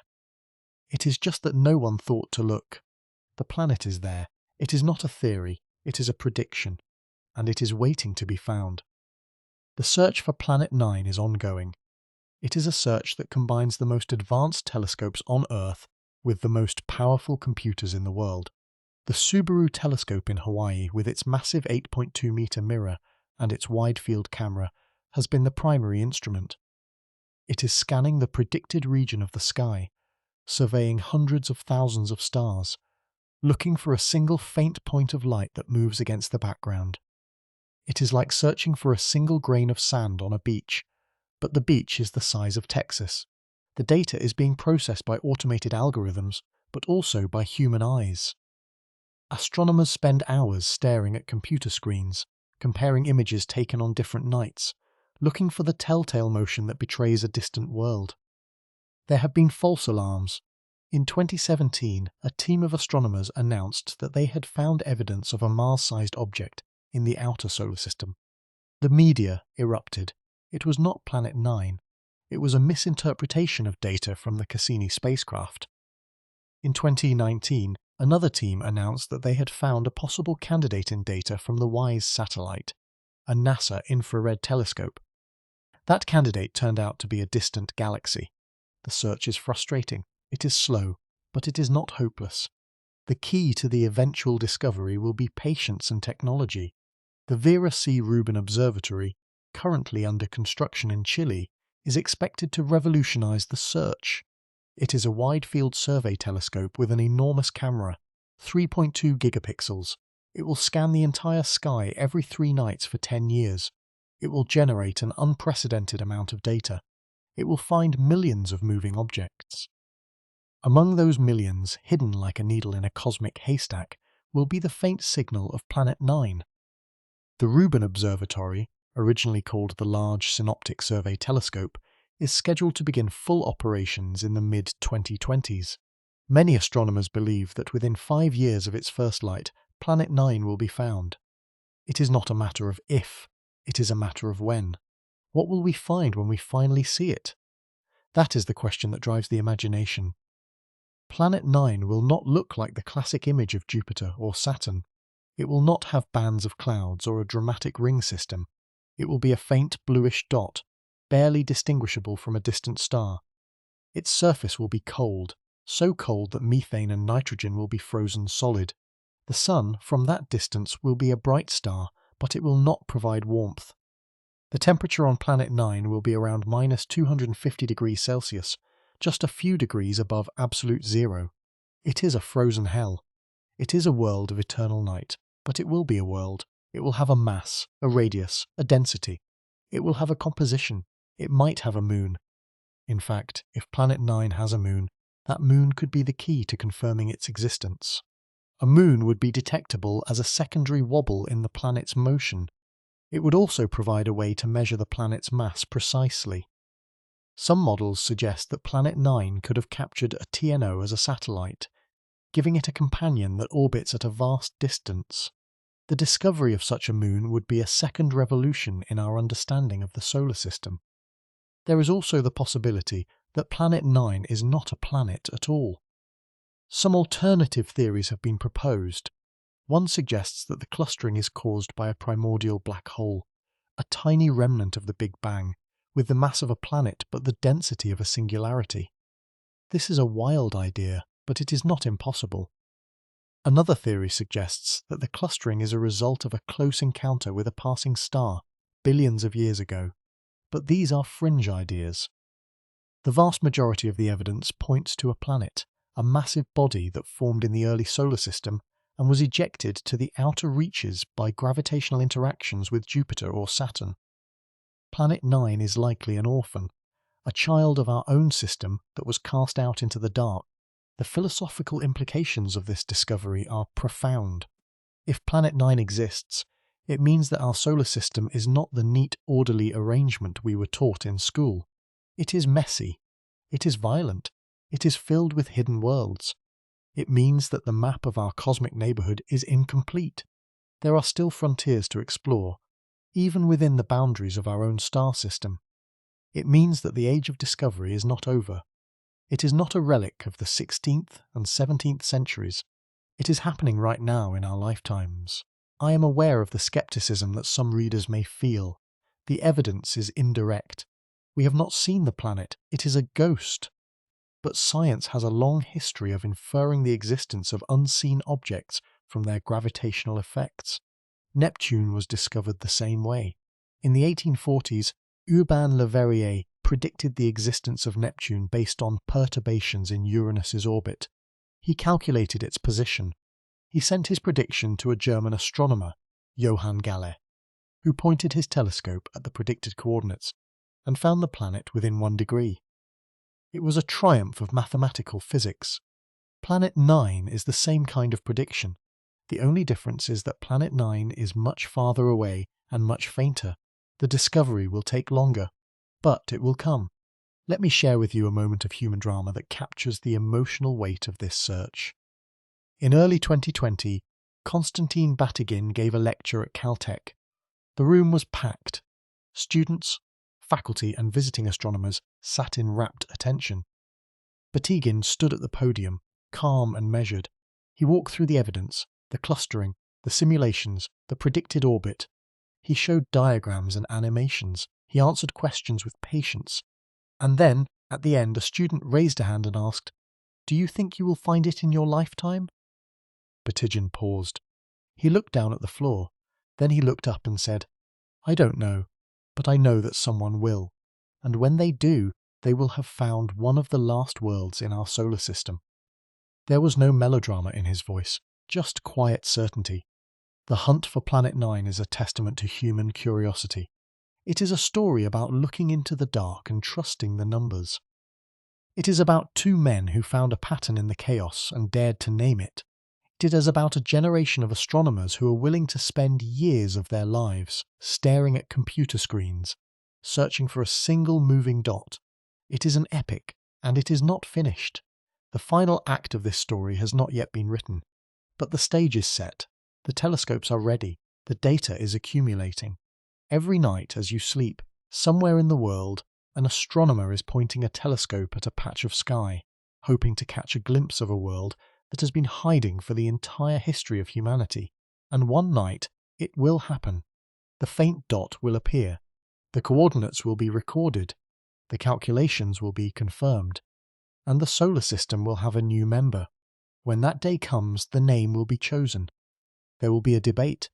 Some will want to call it something mythological, in keeping with tradition. Others will want to honour the scientists. But whatever it is called, it will be real, it will be there, and our cosmic address will have changed forever. We will no longer live in a solar system with 8 planets. We will live in a solar system with 9, and the children of that future generation will look up at the night sky and know that there is a giant out there in the dark watching. That is a powerful place to leave the audience, isn't it? The idea that a future generation might look into the void and see a 9th planet, not as a hypothesis, but as a fact written in the textbooks of their childhood. But we are not that future generation. We are the ones stuck in the middle, in the messy, frustrating and exhilarating period of the hunt. Because here is the hard truth that every scientist has to face eventually. A hypothesis is not a discovery. You can have the most beautiful, elegant theory in the world. You can have a mathematician like Konstantin Batygin run the numbers 1,000 times, and they can sing like a choir of angels. But until you have the physical proof, the direct observation, it remains a ghost story. It is a very good ghost story, with impeccable logic, but it is still just a story. To turn a hypothesis into a discovery, you need corroborating evidence. You need a smoking gun. And that is what makes the story of Planet 9 so utterly compelling and so maddening. because for the last several years, the evidence has been piling up. Not a single piece of proof, but a web of it. A tangled, interlocking, beautiful web that points to something massive, something lurking in the dark. Let us go back to the year 2018. This is 2 years after Batygin and Brown published their initial paper. The scientific community is buzzing. Some are convinced. Many are skeptical. They say, show us the objects. Show us the bodies that your model predicts. And then, almost on cue, the universe delivers. Remember our friend the Goblin? We met the Goblin in the last section. But the Goblin had a cousin. An even stranger, more extreme cousin. Its name is 2015 BP 519. And in the story of Planet 9, this object is what astronomers call the smoking gun. Now, here is the interesting part. This object was actually discovered a few years earlier, in 2015, by a survey called the Dark Energy Survey. But at the time, nobody thought much of it. It was just another weird little rock in the outer darkness. A curiosity. But after the 2016 paper, a team of astronomers led by Juliet Becker looked at this rock again with fresh eyes. And what they found stopped them cold. 2015 BP 519 has an orbit that is absolutely insane. It is inclined by 54 degrees relative to the plane of the solar system. That is not a typo, 54 degrees. The 8 major planets all orbit in a very flat disk. Their orbits are tilted by maybe a degree or two at most. Pluto is a rebel, and it is only tilted by about 17 degrees. But 54 degrees? That is nearly perpendicular. It is as if this object took one look at the solar system and decided to go its own way, heading almost straight up out of the flat disk of the planets. For a long time, this object was an enigma. How do you get a rock out there at such an extreme tilt? The known planets are too far away. The galactic tide is too weak. The closest star is light years away. A normal solar system just cannot produce something like this. It was a puzzle without a solution. But then, the astronomers plugged it into the Planet 9 model. And here is where the story gets good. The simulations they ran showed that if you put a massive, distant planet on an eccentric orbit, it naturally acts like a shepherd. It doesn't just push objects around randomly, it funnels them into specific, stable orbits. Over hundreds of millions of years, the gravitational kicks from Planet 9 would take a random scatter of rocks and slowly, patiently, crank them up to these extreme inclinations. They would tilt them, twist them, and lock them into place. That is exactly what they saw with 2015 BP 519. The object was not a weird outlier. It was a perfect fit. The discovery team was so stunned that they called it the smoking gun, and they meant it. This was not a case of finding a random rock that happened to line up with a theory. This was the theory predicting exactly the kind of extreme object that nature should produce, and then nature handing it over on a silver platter. But the smoking gun was not alone. One by one, the other strange objects of the outer solar system started falling into line. There was 2013 SY99. There was 2010 GB 174. There was the Goblin himself, 2015 TG 387. Each new discovery by surveys like the Outer Solar System Origin Survey or the Dark Energy Survey mapped perfectly onto the predicted alignment. It was like watching a jigsaw puzzle assemble itself. Each piece was weird on its own, but when you looked at the whole picture, the shape of Planet 9 began to emerge from the noise, and it was not just a simple cluster of orbits. That would be too easy, and frankly too suspicious. The real beauty of the evidence lies in the structure. It is what astronomers call a resonance web. Let me explain what that means, because it is the key to everything. You have probably heard of the concept of orbital resonance. Pluto, for example, is in a 3-to-2 resonance with Neptune. That means for every 3 times Neptune goes around the Sun, Pluto goes around exactly 2 times. They are locked together, like 2 dancers in a waltz. It is a stable gravitational handshake.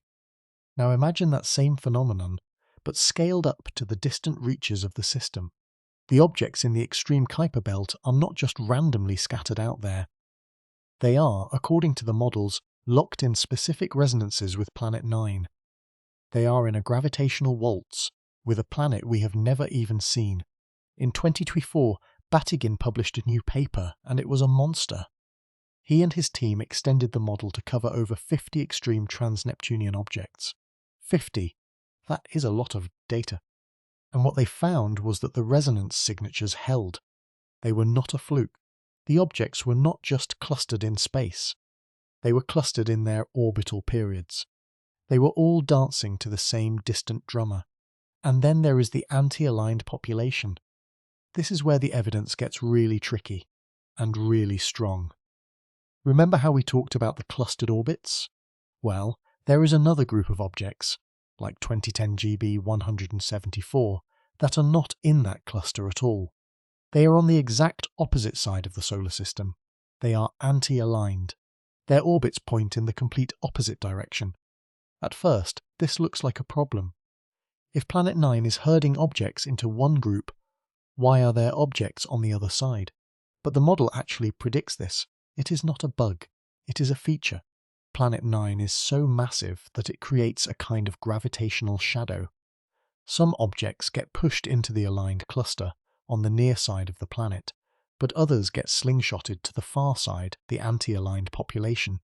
It is like a shepherd with a very aggressive sheepdog. The sheep get pushed into the pen, but a few always escape to the opposite field. The fact that we see both populations, the aligned and the anti-aligned, is arguably the strongest evidence for a shepherding mechanism. It is a pattern that a random distribution of noise simply cannot produce. You need a gravitational hand at work. But as the evidence gets stronger, the skeptics get smarter. They start proposing alternative explanations. Could a Neptune-sized planet sitting at a normal distance cause this?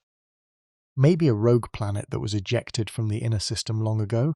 Well, the answer is no, and the math is pretty straightforward. A planet like Neptune, if it were sitting at a normal distance, say 30 or 40 astronomical units, would have plenty of gravitational influence. But it would wreck the inner solar system. It would destabilize the orbits of the gas giants. We would see it. It would be bright. It would be obvious. But a planet at 500 or 1,000 astronomical units, that is a different story. At that distance, even a planet with 10 times the mass of Earth has a very gentle, very slow gravitational effect. It is not a bully. It is a whisper. And that whisper is just strong enough to gently nudge the most distant rocks into these strange, stable patterns. A closer planet would be too violent. It would destroy the very patterns we are trying to explain. But the chain of evidence does not stop with the rocks. It goes deeper. It goes into the very tilt of the sun itself. This is something that most people never think about. The sun spins. It rotates on its axis, just like the Earth does. But here is the strange part. The sun's equator is tilted by about 6 degrees, relative to the plane of the planets. That means the entire solar system is slightly warped. The planets are not perfectly aligned with the sun's spin. It is a tiny tilt, only 6 degrees, but it has been a nagging mystery for decades. Nobody could explain it. There are theories, of course. Maybe the sun formed with a slight wobble. Maybe a passing star tilted things early on. But none of these explanations were very satisfying. They all required special conditions or rare events. Then, Batygin and Brown looked at this problem with the Planet 9 model, and they found something remarkable. If you have a massive planet, like Planet 9, orbiting at a highly inclined angle relative to the rest of the system, it acts like a gyroscope. Over billions of years, the gravitational torque from this distant planet would slowly, inexorably, pull the entire planetary plane out of alignment with the sun. It is a subtle effect, but over 4.5 billion years, it is enough to produce that 6-degree tilt. This is what scientists call an independent line of evidence. It is not related to the orbital clustering at all. It is a completely separate mystery, and Planet 9 solves it elegantly. It is like finding a fingerprint at a crime scene, then finding a matching DNA sample across town. The chances of both being coincidences are vanishingly small, and the web grows even wider. We have to consider the Oort cloud, that vast spherical shell of icy debris that surrounds the entire solar system, stretching out halfway to the nearest star. Every now and then, a piece of the Oort cloud gets nudged, falls inward, and becomes a long-period comet. These comets come from all directions, from every angle in the sky, but statisticians have noticed something odd. The trajectories of these long-period comets, the ones that come from the outer Oort cloud, are not perfectly random. They cluster in patterns, and those patterns, when you run the numbers, match the expected influence of Planet 9. This brings up an old dark hypothesis. For decades, some scientists wondered if the Sun had a distant dark companion star.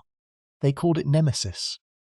The idea was that this companion star would periodically brush through the Oort cloud, sending a hail of comets into the inner system, causing mass extinctions on Earth. It was a compelling idea, a kind of cosmic assassin lurking in the dark. But the Nemesis hypothesis had problems. No star was ever found. The orbital mechanics were messy, and the evidence for periodic extinction events on Earth was frankly shaky. It was a beautiful idea that did not hold up to scrutiny. Planet 9 offers a more realistic mechanism. It is not a star, it is not a destroyer, it is a shepherd. Its gravitational influence on the Oort cloud is much subtler than a passing star, but over the ages it would still act as a kind of funnel, gently guiding some comets inward. It would not cause mass extinctions on a regular, predictable schedule, but it would create a slight excess of comets, a slow drizzle rather than a sudden downpour. And here is where the implications get personal. For Earth, for us, the history of life on this planet has been shaped by catastrophes. The dinosaurs were wiped out by an asteroid, that much is certain, but there is a longer, slower pattern of extinction events that stretches back hundreds of millions of years. Some of these events may have been triggered by comet showers from the Oort cloud. If Planet 9 has been nudging comets into the inner system for billions of years, then it has indirectly shaped the course of evolution on Earth. It is not a malevolent force, it is just gravity, it is just physics. But the consequences are written in the fossil record. This is the key point, and it is worth repeating. The evidence for Planet 9 does not rely on a single object. It is not about one weird rock or one strange orbit. It is a web. It is the orbital clustering of the extreme Kuiper belt objects. It is the resonance patterns that lock them into a dance with an unseen partner. It is the anti-aligned population on the far side of the system. It is the 6-degree tilt of the Sun. It is the pattern of long-period comets falling in from the Oort cloud. Each thread of this web is fragile on its own, but when you weave them together, they form a net that is incredibly strong, and that strength is now being measured in cold, hard statistics. In the early days, the skeptics would say, well, you only have 6 objects, that is a tiny sample, the clustering could be a fluke, but the sample has grown. It is now over 50, and in some analyses over 70 objects, and the statistical significance of the clustering has crossed the magical threshold of 5 sigma. For those who do not speak physicist, 5 sigma is the gold standard. It is the level of certainty that particle physicists demand before they claim a discovery. It means that there is less than a 1 in 3.5 million chance that the pattern is just random noise. By that standard, Planet 9 is already a discovery. The math says it is real, but there is a catch, a big one, a frustrating one. The dataset is still small.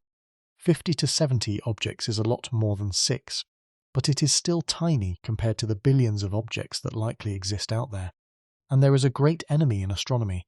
It is called selection bias. Here is the problem. We are observing the sky with telescopes that have blind spots. We look in certain directions. We look at certain times of year. We are more likely to find objects that are closer to us, or that are brighter.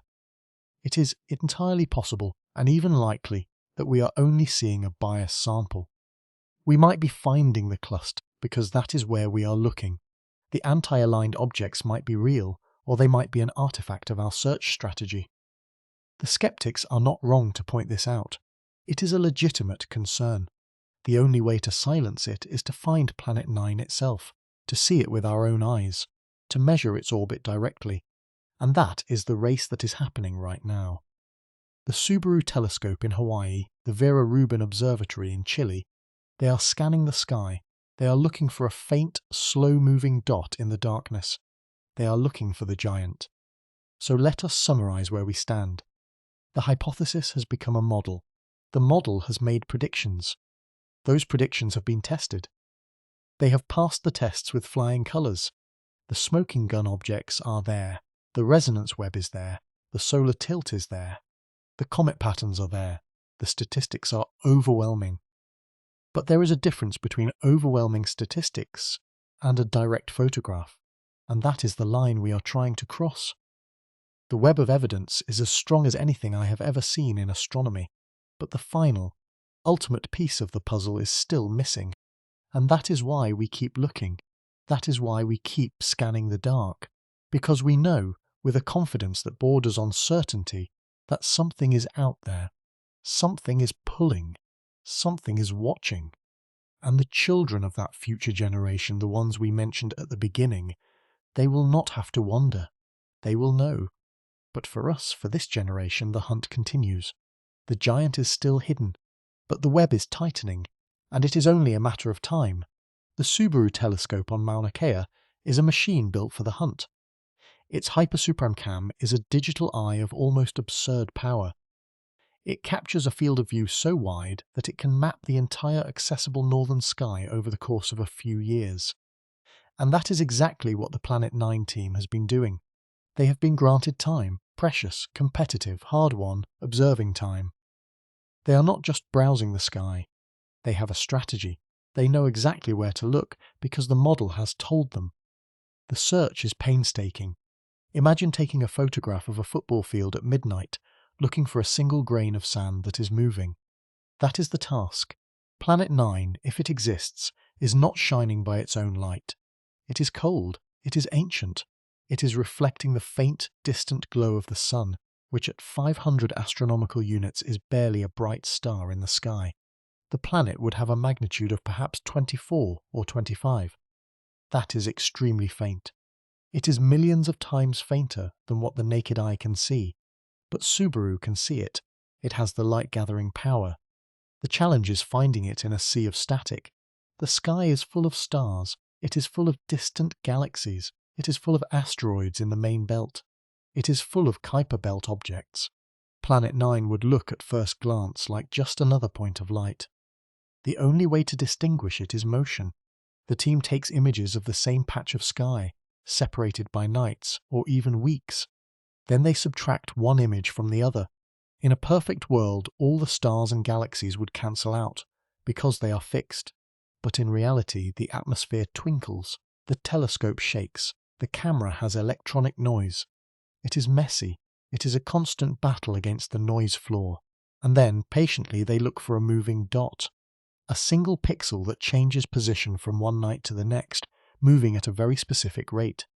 Planet 9, at its predicted distance, moves very slowly. It crawls across the sky at a rate of perhaps 1 arcsecond per hour. That is roughly the width of a human hair held at arm's length. It is glacial. But over weeks, the shift becomes measurable. The search has been running for several years now. And there have been candidates. Many candidates. The team gets excited. They run follow-up observations, and then the candidate turns out to be a known asteroid, or a distant star, or a cosmic ray hit on the detector. Each false alarm is a small heartbreak, but each one also teaches them something. They refine their algorithms. They get better at filtering out the noise. But there is another telescope coming, and it may change everything. The Vera C. Rubin Observatory, formerly known as the Large Synoptic Survey Telescope, is currently under construction in Chile. When it comes online, probably in the mid-2020s, it will completely transform the search for Planet 9 in a way that is difficult to overstate. Rubin is not like other telescopes. It is designed for one purpose: to survey the entire visible sky over and over again every few nights. It will take an image the size of 40 full moons in a single exposure. It will generate petabytes of data every night. It will see everything that moves, everything that blinks, everything that changes. For Planet 9, Rubin is the ultimate trap. The planet cannot hide from it. Over the course of a 10-year survey, Rubin will image the entire southern sky, and much of the north, to an unprecedented depth. If Planet 9 is out there, within the expected brightness range, Rubin will see it. It is not a question of if, it is a question of when the data pipeline catches it. The astronomers are nervous. They have been hunting for a decade. They have poured their careers into this, and now a machine is about to do their job for them, in a matter of months. They will likely be the ones to analyze the data. They will be the ones to confirm the candidate. But the glory will be shared with a robot. That is the nature of modern astronomy. But let us step back from the telescopes for a moment. Let us consider the implications of the discovery. What would it mean if, in the next few years, we finally see Planet 9? How would it change our understanding of the solar system? First, let us think about the solar system itself. Right now, we have 8 official planets. 9, if you are nostalgic for Pluto, but Planet 9 is different. It is not like the others. The inner planets are small and rocky. The outer planets are gas giants. But Planet 9 is something new. It is a super-Earth, or a mini-Neptune. It is a class of planet that we see around other stars all the time, but have never seen in our own backyard. The Kepler Space Telescope taught us that super-Earths are the most common type of planet in the galaxy. They are everywhere. But we have none in our solar system. That has always been a mystery. Why are we missing the most common type of planet? Planet 9 could be the answer. It might be the super-Earth that got kicked out during the chaotic early days of the solar system, exiled to the deep freeze. If that is true, then Planet 9 is not just a new world. It is a missing link. It connects our solar system to the galactic census. It tells us that our system is not so special after all. We are typical. We just had a planet that got lost. And that opens up another possibility, one that is even more mind-bending. What if there is a Planet 10? Or a Planet 11? The idea sounds crazy, but follow the logic. If the early solar system was chaotic, and if a super-Earth was ejected to the outer reaches, why would it stop at one? There could have been multiple super-Earths. There could have been a whole population that got scattered. Some might have been ejected into interstellar space entirely, becoming rogue planets, drifting alone in the dark. But others might have remained bound to the Sun, at even greater distances. The model that predicts Planet 9 also allows for the possibility of a Planet 10, sitting at perhaps 2,000 astronomical units, even dimmer, even slower, even harder to find. The evidence is not there yet. That is pure speculation. But it is a beautiful speculation. It suggests that the solar system is not a neat, tidy family of 8. It is a sprawling, chaotic mess with lost siblings scattered across the darkness. But let us focus on the immediate future. The hunt is not just about finding a dot of light. It is about understanding the history of the solar system. One of the most exciting possibilities is that Planet 9 could teach us about the early migration of the giant planets. The NICE model, named after the city in France, describes a period of chaos about 4 billion years ago, when Jupiter, Saturn, Uranus and Neptune rearranged themselves. They migrated, they scattered a disk of planetesimals, they created the Kuiper belt, they shaped everything we see today. Planet 9, if it exists, was a participant in that dance. It might have been the trigger. Some simulations suggest that Planet 9 originated closer in, perhaps near Saturn or Uranus, and then was flung outward by a close encounter with Jupiter. That encounter might have also set off the chain of events that led to the late heavy bombardment, the period when the inner solar system was pelted with asteroids. In other words, Planet 9 might have shaped the Earth's early history. It might have delivered water. It might have delivered organics. It might have helped set the stage for life.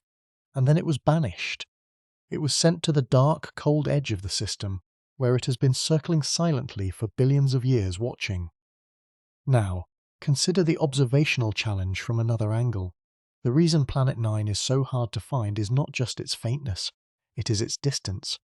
But distance is not the only obstacle. There is also the question of its orbit. The models predict that Planet 9 has a highly elliptical orbit.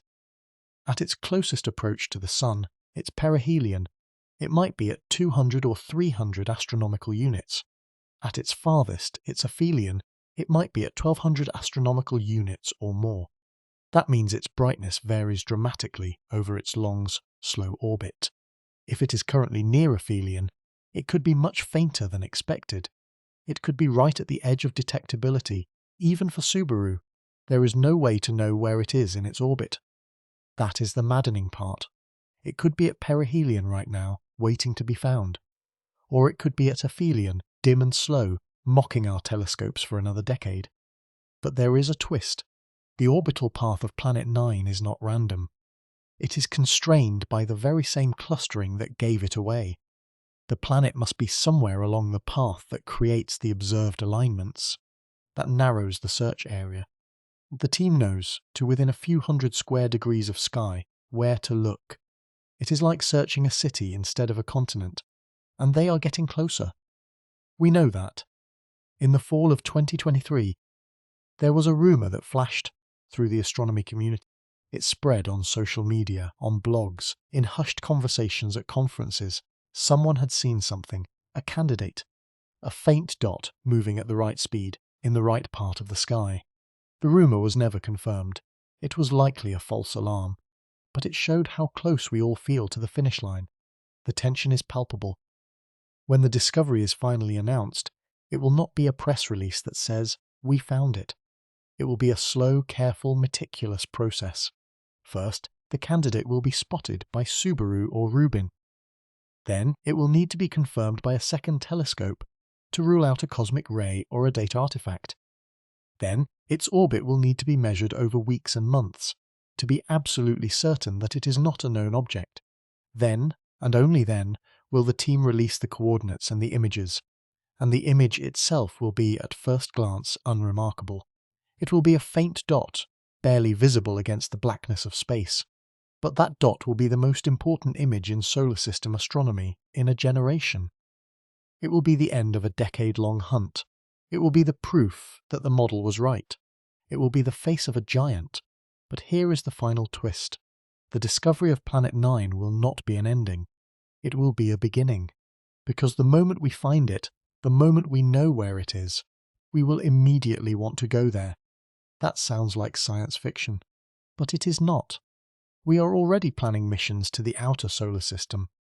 NASA's New Horizons probe, which flew past Pluto in 2015 and then Arrokoth in 2019, is a testament to our ability to reach these distant worlds.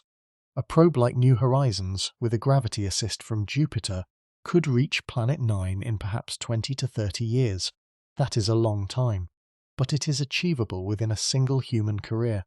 And what would we find? We do not know. Planet 9 is a frozen world. Its atmosphere, if it has one, would be thin and probably made of hydrogen and helium, like a tiny Neptune. Its surface would be incredibly cold, perhaps just a few degrees above absolute zero. It might have rings. It might have moons. In fact, it almost certainly has moons, because there are no large planets without them. Those moons would be fascinating. They would be captured Kuiper Belt objects, pulled into orbit by the planet's gravity. They would be time capsules, preserving the composition of the early solar system. A mission to Planet 9 would be a mission to the dawn of time. And then there is the question of life. It is highly unlikely. Planet 9 is too cold. Its internal heat, if it has any, would be minimal. The chances of finding anything alive there are vanishingly small. But we should never rule out surprises. The universe has a way of humbling our expectations. So let us take a step back and appreciate the journey.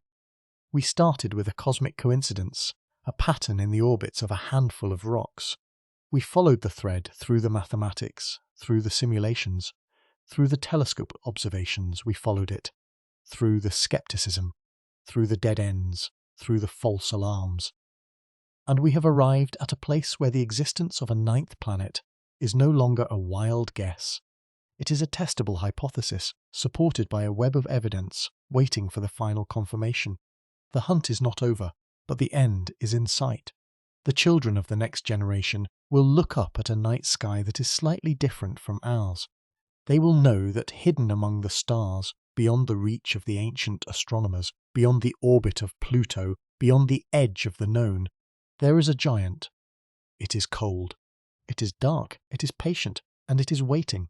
The scientific community is not a monolith. It is not a single voice chanting in unison.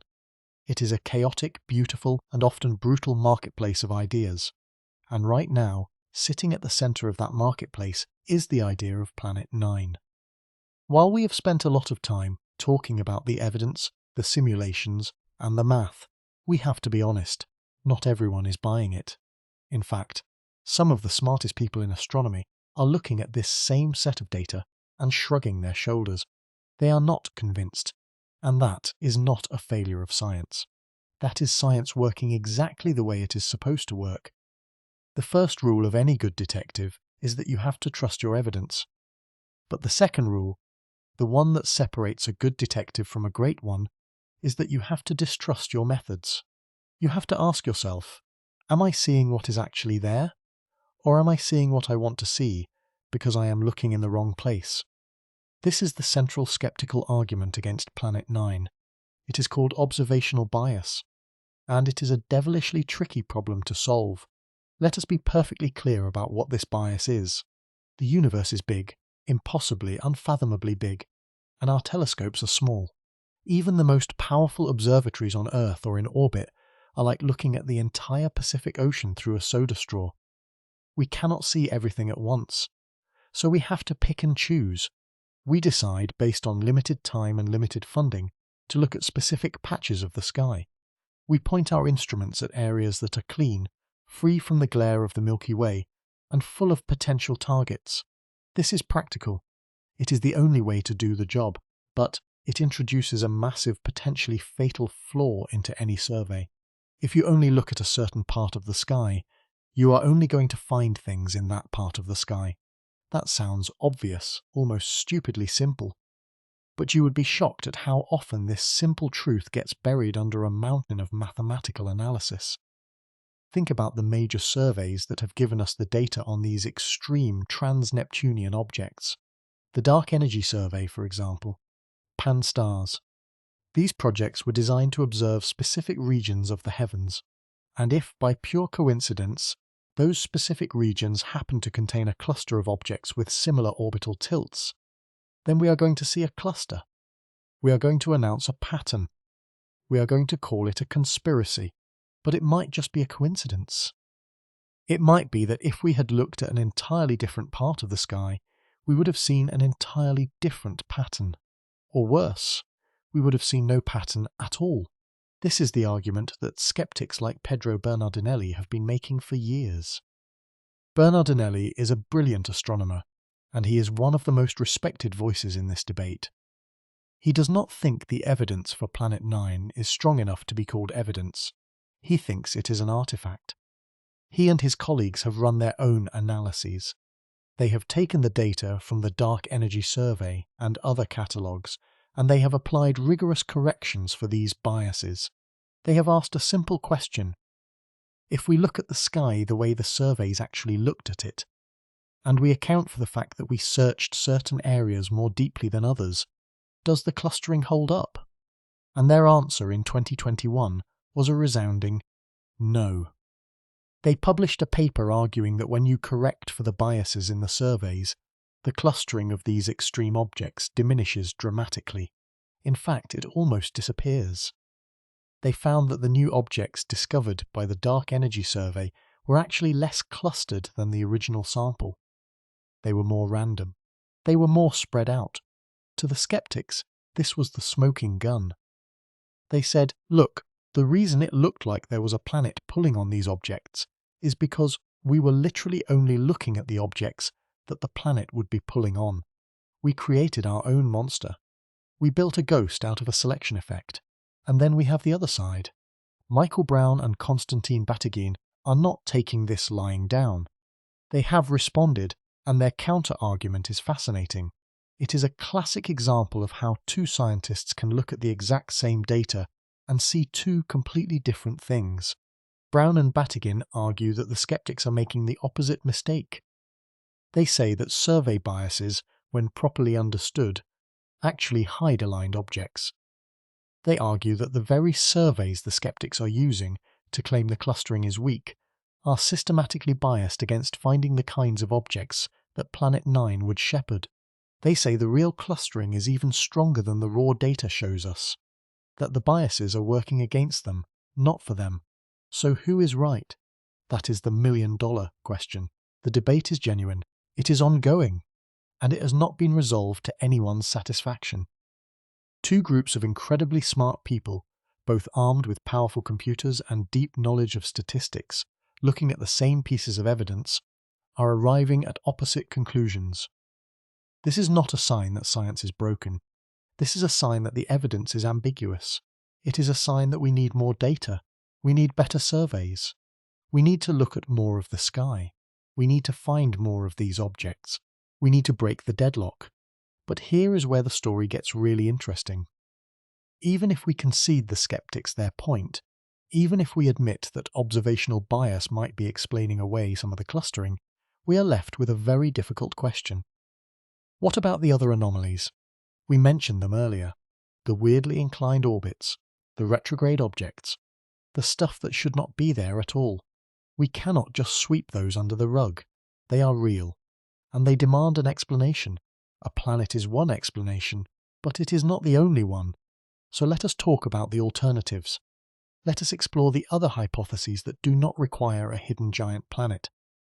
Because even if Planet 9 is a fiction, the story of our solar system's distant past is still a mystery, and there are many characters who could be the culprit. The first alternative is an old favourite, the early solar disk.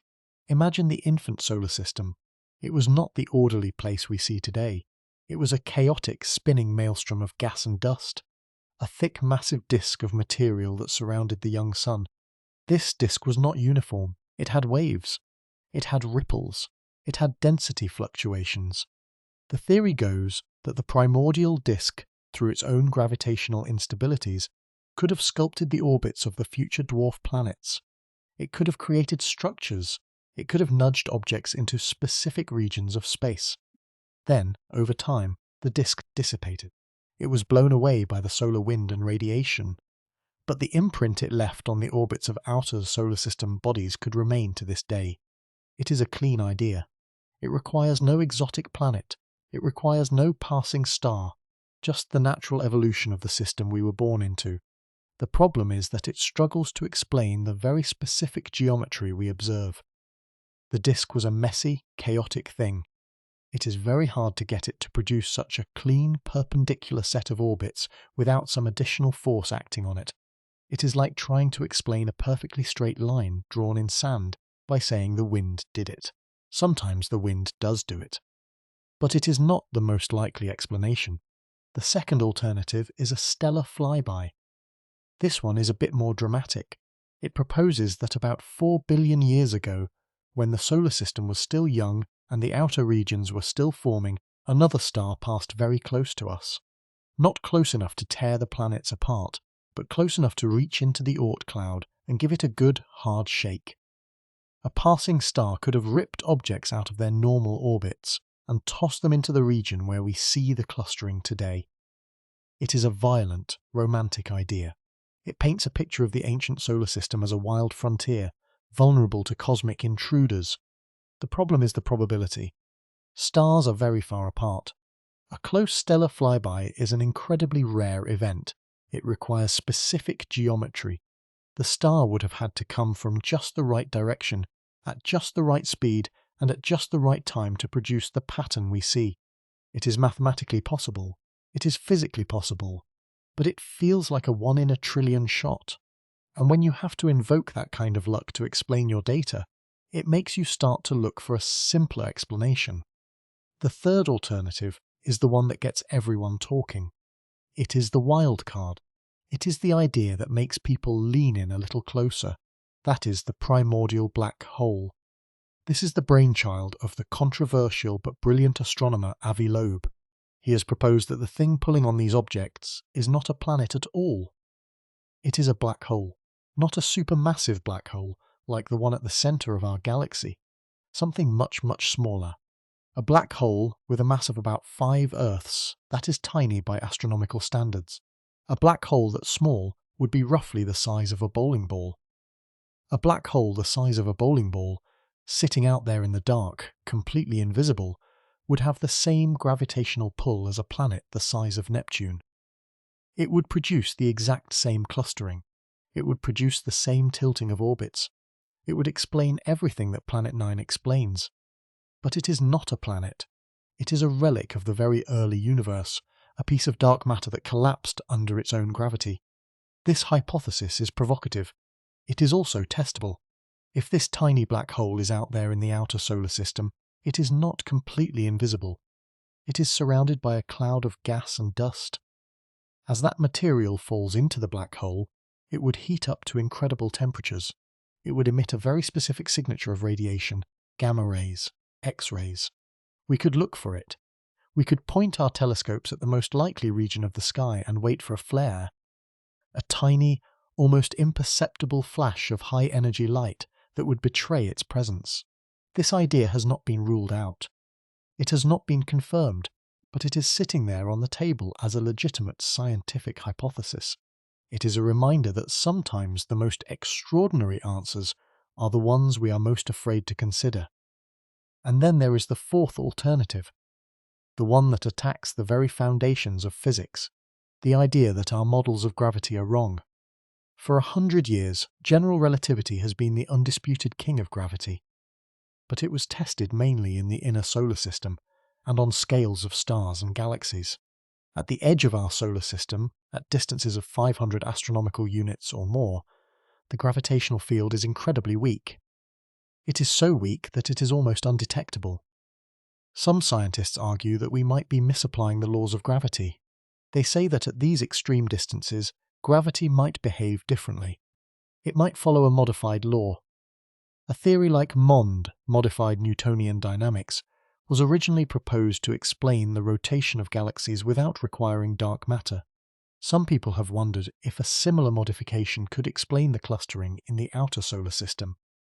It is a fringe idea. It is not widely accepted, but it exists, and it represents the desperation of scientists trying to explain something they cannot see with something they cannot understand. Each of these alternatives has its supporters. Each has its mathematical backing. Each has its weaknesses. The primordial disk was too messy. The stellar flyby was too unlikely. The primordial black hole is too exotic. And modified gravity violates everything we think we know about the universe. None of them, individually, can explain all of the observed features at the same time. They each explain one piece of the puzzle, but break another. This is the crucial point. Even if Planet 9 is a hallucination, the anomalies are not. Something is causing those orbits to tilt. Something is causing those objects to cluster. Something is responsible for the retrograde orbits. The anomalies are real, and they demand an answer. This is the heart of the scientific process. It is not about being right. It is not about being less wrong. A hypothesis does not survive by being beautiful. It survives by making predictions that are later confirmed. And this is where Planet 9 has a real advantage over its rivals. The idea correctly predicted the existence of objects with extreme perpendicular orbits. Objects that were found later. That is a huge deal in science. It is a point in favour of the planet hypothesis. It is not a slam dunk. It is not a final victory. But it is a step forward. It is a prediction that came true. And that is more than any of the alternative hypotheses can claim. But we are running out of room for speculation. We are running out of patience for theoretical debates. The only way to settle this is to find the thing. Whether it is a planet, a black hole, or a ghost in the machine, we need to look at it. We need to see it. And that is the transition. The debate is loud. The arguments are fierce. But the signal, if it exists, is out there. And we have the tools to find it. We just need to know where to look. And that, right there, is the crux of the entire endeavour. The signal, if it exists, is out there. But the question of where to look, and how to be certain of what we find, is the culmination of a long and painful journey. We have debated the evidence. We have wrestled with the statistics. We have considered the alternatives. And we have discovered that none of them are satisfying. The primordial disk is too vague. The stellar flyby is too rare. The primordial black hole is too exotic. And modified gravity is too radical. The planet hypothesis, for all its warts, remains the simplest, most comprehensive, and most predictive explanation for the anomalies. It is the hypothesis that best fits the data, even if the data is messy. And that means we have an obligation to go find it. The search for Planet 9 is not a casual hobby. It is a systematic, deliberate, and increasingly desperate hunt. It is an exercise in patience, technological precision, and a willingness to be wrong. The history of this search is a history of near misses, false dawns, and the gradual realization that the solar system is much bigger and stranger than we ever imagined. Think about the path we have taken. We started with Clyde Tombaugh, a farm boy from Kansas who discovered Pluto in 1930 by blinking 2 photographic plates in a machine called a blink comparator. That was brute force. That was patience. Tombaugh spent years examining millions of stars, looking for the one that moved. He found Pluto, and he thought he had found the elusive Planet X. He was wrong. Pluto was a pebble, not a boulder, but his methodology, the painstaking visual inspection of the sky, set the template for the next century. Then we had the era of the big surveys, the Palomar Observatory Sky Survey, the Sloan Digital Sky Survey. These projects used automated telescopes and photographic plates to cover huge swaths of the sky, but they were limited. They could see bright things, they could see near things. But the deep, dark edge of the solar system remained out of reach. Then came the digital revolution, charge-coupled devices, CCDs. These were the light-sensitive chips that replaced photographic film. Suddenly, we could collect photons with vastly greater efficiency. We could see fainter objects. We could see slower objects, and with that capability came a flood of discoveries. Sedna was found in 2003. That was the first warning. Sedna was an anomaly. Its orbit was so stretched out that it never came close to Neptune. It was isolated. It was alone. It was a clue that something was wrong at the edge of the system. Then came 2012 VP 113. That was the object that forced the conversation. Its orbit was tilted by over 40 degrees. It was moving in the wrong direction. It was a puzzle that demanded a solution. And then came the rest of them. The objects discovered by the Outer Solar System Origin Survey, by the Dark Energy Survey, by Pan-STARRS. Each new discovery added another piece to the puzzle. Each new orbit either strengthened the pattern or diluted it, and the debate raged. But the debate is not happening in a vacuum. It is happening against the backdrop of a profound technological shift. The telescopes we are using today are not the telescopes of Clyde Tombaugh. They are not even the telescopes of the 1990s. We are now in the era of the Vera C, Rubin Observatory. This is the game changer. This is the instrument that has the potential to end the debate once and for all. The Rubin Observatory, located on Cerro Pachon in Chile, is a wide-field survey telescope with an 8-meter mirror and a 3 billion pixel camera, the largest digital camera ever built. It is designed to scan the entire visible sky every 3 nights. It will not just look at one region of the sky. It will look at all of it, over and over again for 10 years. It will generate an unprecedented catalogue of moving objects.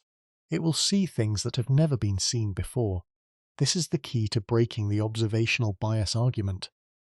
The skeptics have argued that the clustering we see is an artifact of where we chose to look. They are right to be skeptical. That is a legitimate concern. But the Rubin Observatory will remove that objection. It will survey the entire sky uniformly. It will not have a bias toward the galactic plane or the anticentre. It will look everywhere. And if the clustering is real, if Planet 9 is pulling on those objects, then the Rubin Observatory will see it. It will find new objects, hundreds of them, maybe thousands, and their orbits will trace out the gravitational fingerprint of the hidden planet. If the clustering is an artifact, then the Rubin data will show it. The objects will be randomly distributed. The pattern will dissolve. The mystery will be solved either way. But the Rubin Observatory is not the only tool in the arsenal. We also have the James Webb Space Telescope. The Webb is not designed for wide-field surveys. It is a point-and-stare instrument. It is the ultimate follow-up tool. Once the Rubin Observatory identifies a candidate, a distant object that might be under the influence of Planet 9, we can point the Webb at it. The Webb can measure its spectrum. It can tell us what it is made of. It can tell us its size and its albedo. It can give us the physical characterization of these objects that we currently lack. It can turn a point of light into a world. And then there is the direct search. The search for the planet itself. This is the hardest part. Planet 9, if it exists, is very faint. It is far away. It is moving slowly, and it is in the most crowded part of the sky, near the galactic plane. We do not know exactly where it is, but we can narrow down the search area. The gravitational tug-of-war with the known objects gives us a clue. The planet, according to Batygin and Brown, is most likely to be found in a region of the sky near the constellation Cetus, or opposite to it in the constellation of Orion. That search area is still huge. It covers thousands of square degrees. But we have the technology to scan it. We have the Hubble Space Telescope. We have the Subaru Telescope in Hawaii. We have the Keck Observatory. And we have legions of amateur astronomers who are eager to help. The amateur community is an often overlooked part of this story. They are the unsung heroes of planetary discovery. They have the passion, the patience, and the equipment. They are already combing through the public data releases from the various surveys, looking for the faint moving dot that does not belong. This is democratic science. It is the idea that anyone, with enough dedication, can make a discovery that changes our understanding of the solar system. It is a beautiful thing. But let me be honest with you. The search is not going well. It is going exactly as expected. It is slow. It is painstaking. It is a process of elimination. We have ruled out the brightest possibilities. We have ruled out the most obvious locations, but the search area is still vast, and the object, if it exists, is incredibly faint. It is at the very limit of our current technology. It is possible that we will not find it until the Rubin Observatory is fully operational. It is possible that we will not find it for another decade. It is possible that it does not exist at all. But that outcome, the outcome of not finding it, is not a failure. It is a result. It is a piece of information. If we search the entire parameter space, the entire region where the planet should be, and we find nothing, that tells us something profound. It tells us that our models are wrong. It tells us that the clustering has another cause. It tells us that the solar system is different than we thought. That is not a defeat. That is progress. This brings me to a broader point. The search for Planet 9 is not just a search for a planet. It is a search for the architecture of the solar system. It is a search for our own origins. The outer solar system is a museum. It is a collection of relics from the formation of the planets. The objects out there, the Kuiper Belt objects, the scattered disk objects, the Oort cloud objects, they are fossils. They are the leftover building blocks that were not incorporated into the major planets. They contain the chemical signatures of the early solar system. They contain the clues to how the planets migrated, how they scattered, how they settled into their current orbits. If Planet 9 exists, it is the most important fossil of all. It is a planet that was ejected from the inner system, or captured from another star, or formed in place. It is a piece of the puzzle that we have been missing. Consider the implications. If Planet 9 is a super-Earth, a planet 5 to 10 times the mass of Earth, that tells us that the early solar system was capable of forming planets larger than Earth. That is important for understanding the formation of exoplanets. We see super-Earths everywhere in the galaxy. They are the most common type of planet we have discovered, but we do not have one in our own solar system.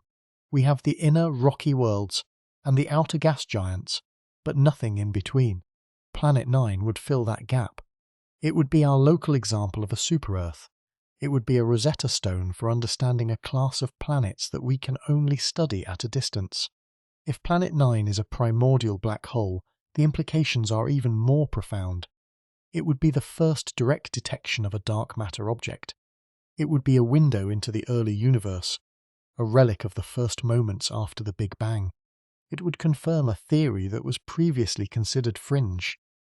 It would revolutionize our understanding of cosmology. It would open a new field of study, and it would be sitting right in our own backyard, a few hundred astronomical units away. If Planet 9 does not exist, the implications are equally profound. It would mean that our understanding of orbital dynamics is incomplete. It would mean that there is a force, or a process, at work in the outer solar system that we have not yet identified. It could be a new law of physics. It could be a previously unknown interaction between the solar system and the interstellar medium. It could be the gravitational influence of a massive object in the Oort cloud that is not a planet, but a collection of smaller objects. The mystery would not be solved. It would be deepened. So where does that leave us? It leaves us on the edge of a great unknown. It leaves us with a question that will not go away. It leaves us with a search that is not yet finished. The story of Planet 9 is not a story of a closed case. It is a story of an open investigation. It is a story of a detective who has found all the clues but cannot yet see the culprit. The evidence is suggestive. The evidence is compelling. But it is not conclusive, and so we wait. We wait for the Rubin Observatory to turn on. We wait for the next batch of data from the Subaru telescope. We wait for the next amateur astronomer to spot a faint dot in a sea of stars. We wait for the moment when the signal becomes clear, and when that moment comes, whether it is 5 years from now or 50 years from now, it will be one of the greatest moments in the history of astronomy. It will be the moment when the solar system grew by one more planet. It will be the moment when we realize that our cosmic home is bigger, stranger, and more wonderful than we ever dared to imagine. Until then, we have the debate, we have the skepticism, we have the hope, and we have the determination to keep looking. Because that is what we do. That is what science is. It is not a collection of facts. It is a process. It is a relentless, unforgiving, and deeply human search for the truth. And the truth, in this case, is hiding in the darkness, waiting to be found. And now we must confront the quiet, maddening truth. If this thing is out there, why have we not seen it? The answer is brutally simple. It is not a failure of imagination. It is a failure of light. We are trying to find a ghost in a graveyard that stretches across half the solar system. The challenge is not that Planet 9 does not exist. The challenge is that our technology, for all its staggering brilliance, has been looking for a needle in a cosmic haystack with a pair of tweezers. You have to understand the sheer scale of the darkness we are dealing with here. The predicted orbit of Planet 9 places it somewhere between 400 and 800 astronomical units from the Sun. Let me put that in terms that hurt the brain. 1 astronomical unit is the distance from the Earth to the Sun, 93 million miles. That is our home turf. Jupiter sits at about 5 astronomical units. Neptune is out at 30. Voyager 1, that little spacecraft that has been flying for nearly half a century, is currently about 160 astronomical units away. It is the most distant human-made object in existence, and Planet 9 is predicted to be at least 400. Some models say 800. We are talking about a region so far out that the Sun itself begins to look less like a blazing star and more like a particularly bright flashlight hanging in an endless black room. The sunlight that reaches that distance is a mere whisper of what we experience on Earth. It is 1 billion times fainter, and when light hits a planet at that range, the planet does not glow like a jewel. It reflects a tiny fraction of that already pathetic whisper back into space. That is the problem. Planet 9, if it is a cold, rocky world of several Earth masses, would have an apparent magnitude of roughly 22 to 24. Now, unless you are a professional astronomer, that number means nothing to you. So let me translate it.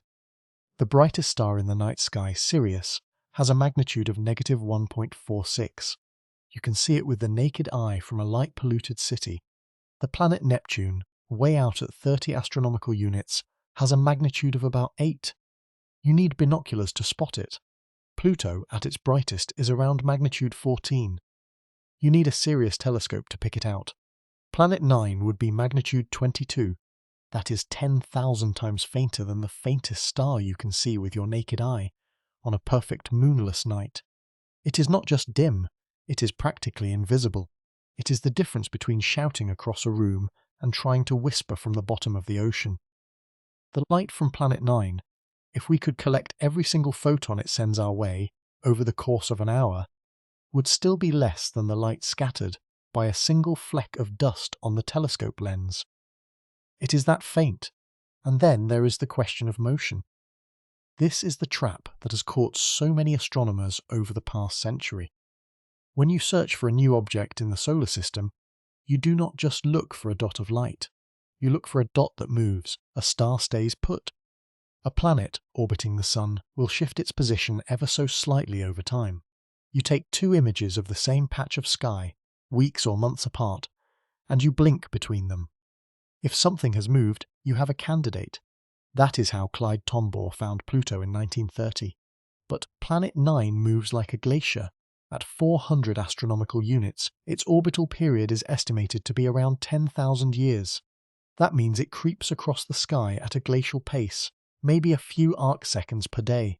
An arc-second is 1/3600th of a degree. To put that into perspective, the full moon is about half a degree wide. That is 1800 arc-seconds. Planet 9, on a good day, might move across a distance smaller than the width of a human hair held at arm's length over a month. So you take your two images, you blink them, and nothing appears to move, because the movement is so slow that it gets lost in the noise. It looks like a background star. It looks like a defect on the camera sensor. It looks like a cosmic ray hit. You throw it away. You move on. You miss it, and here is the kicker. Even if you know exactly where to look, you have to look for a very long time. The sky is not a small place. The predicted orbit of Planet 9 covers a search area of roughly 5,000 square degrees. 5,000. The full moon, by comparison, covers about 0.2 square degrees. That means the search area for Planet 9 is the equivalent of 25,000 moons shoved together across the sky. Imagine trying to find a single moving, incredibly faint flea on a canvas that big. That is the observational challenge. That is why we have not found it yet. Not because it is not there, because it is hiding in a sea of darkness so vast that our current instruments have barely even started to skim the surface. So let us talk about those instruments. What have we tried? And why did they fail? Because they did fail. Let us be honest about that. The WISE mission, the Wide Field Infrared Survey Explorer, was launched in 2009. Its job was to scan the entire sky in infrared light. Infrared is perfect for finding things that are cold. Planet 9, being dark and frozen, should glow faintly in the infrared. And WISE did find something. It found thousands of asteroids, brown dwarfs, and even a new class of ultra-cool stars. But it also set a hard limit. It ruled out any Jupiter-sized objects within 100 astronomical units of the Sun. Nothing the size of Jupiter out to 100 MU. That was a great result. It told us that Planet 9, if it exists, is not a gas giant that got kicked out. It is smaller, but WISE had a problem. Its sensitivity dropped off dramatically beyond 100 ASCII. To spot something as small as a super-Earth at 400 AU, you need a much longer exposure, a much colder detector, and a lot more time. WISE was a wide net, and it caught what it could. Planet 9 slipped through the mesh.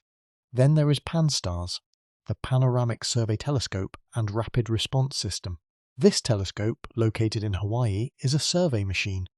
It has been scanning the northern sky for years, looking for anything that moves. It found the first known interstellar object, Oumuamua. It has found thousands of near-Earth asteroids. But PanSTARRS has a limitation. It is designed for depth, but it trades off area. It can see faint objects, but only if they fall within its relatively narrow field of view. And the northern sky is only half the story. Planet 9 could be anywhere. It could be in the south. It could be in the region that PanSTARRS has already scanned, but at magnitude 22, it might have been too faint for PanSTARRS to pick up in a single pass. The telescope does not stare at a single patch of sky for hours. It takes quick snapshots looking for bright, fast-moving objects. Planet 9 is neither bright nor fast. It is the perfect invisible thief. The Dark Energy Survey, or DERS, was different. It used a massive camera on the Victor M. Blanco telescope in Chile. It scanned the southern sky for 6 years, hunting for the subtle distortions of light caused by dark energy. But in the process it also took some of the deepest, widest images of the outer solar system ever captured. the DS team found dozens of new Kuiper Belt objects. They found the dwarf planet Goblin. They found Farout, the most distant object ever observed in the solar system. But they did not find Planet 9. Why? Because DS was not designed to find it. The survey was shallow in a very specific way. It took relatively short exposures, optimized for detecting faint galaxies, not faint planets. A galaxy is a smear. It does not move. A planet is a point source that shifts. The data processing for DS was tuned to ignore moving objects, because the scientists were looking for static background light. Planet 9 could have passed right through their images, and the software would have flagged it as a defect, a hot pixel, a cosmic ray, and deleted it. It was not that the telescope could not see it. It was that the human algorithm, the pipeline designed to sift through terabytes of data, was blind to it.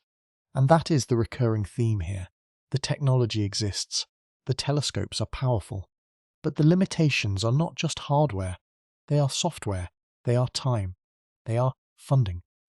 The Subaru telescope in Hawaii, equipped with the Hyper Suprime Cam, has been doing some of the deepest, narrowest searches for Planet 9. It is a monster. It has a field of view of about 1.5 degrees, which is enormous for a telescope that can see magnitude 25 or fainter. But even with that power, they are searching in tiny patches. They are looking at a few hundred square degrees out of 5,000. They are betting that Planet 9 is in a particular region of the sky based on the orbital clustering of the extreme Kuiper Belt objects. But what if they are wrong? What if the clustering is a statistical fluke?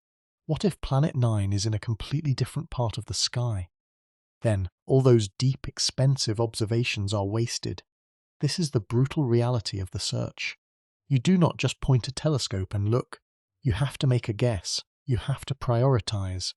And the people who get time on these telescopes are competing against thousands of other astronomers who want to study black holes, exoplanets, galaxy formation, the early universe.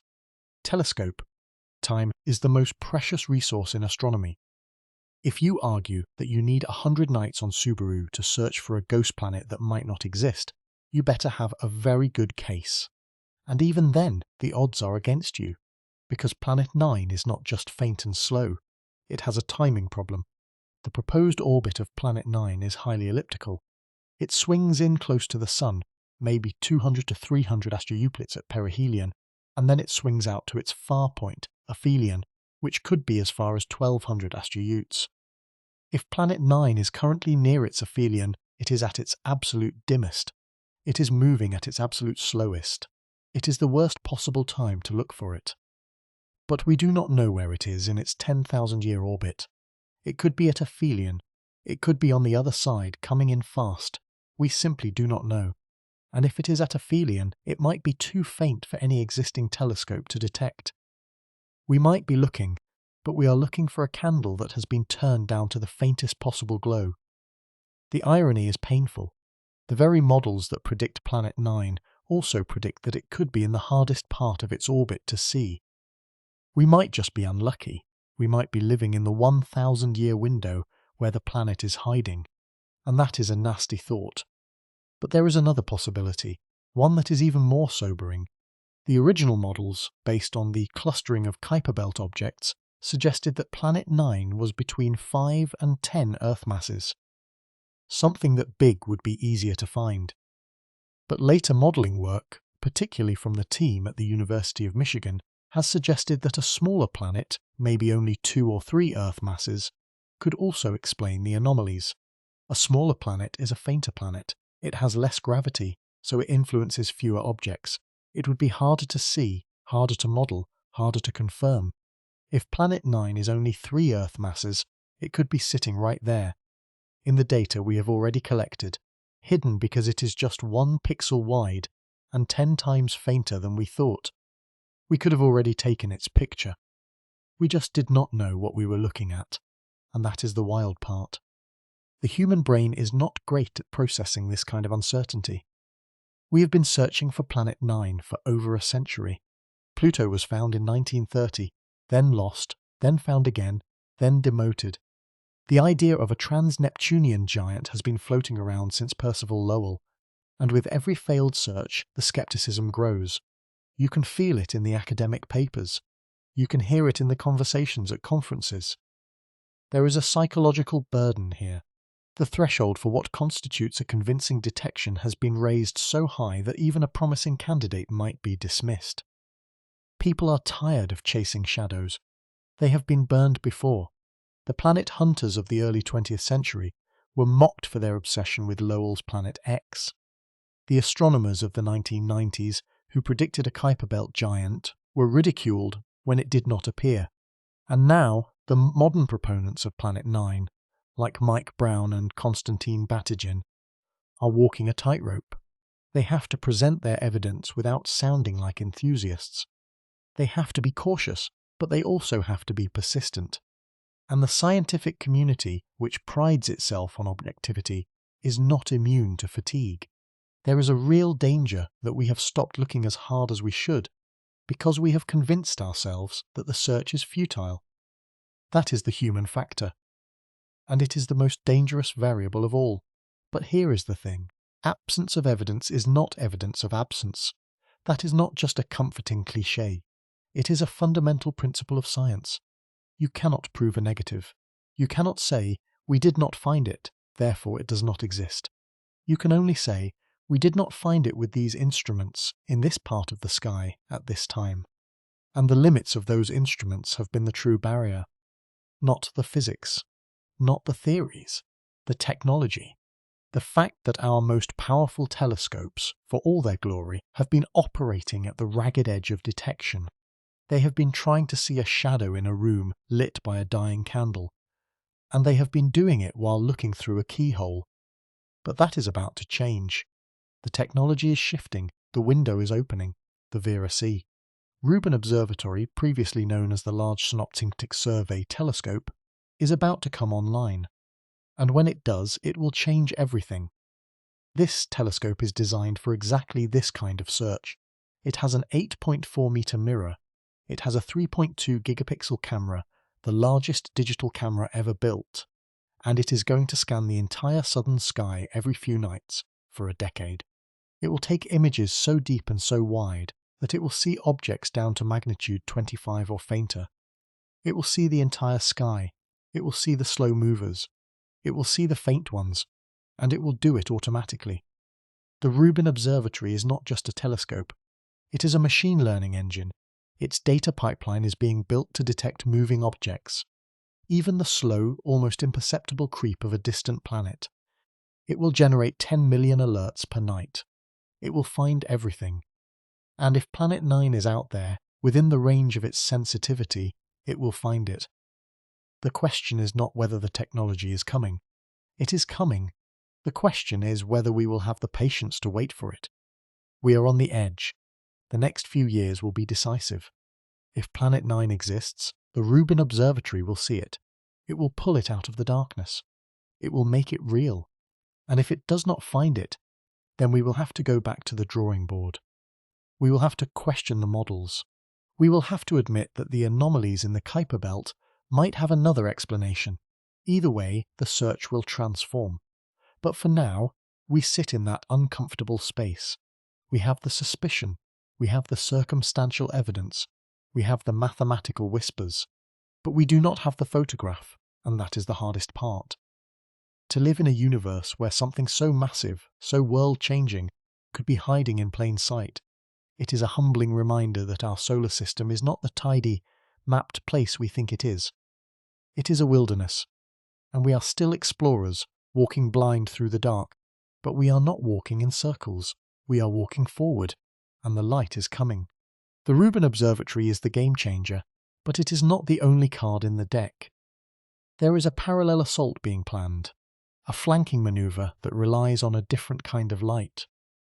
We have been talking about optical telescopes, the eyes that see in the visible spectrum.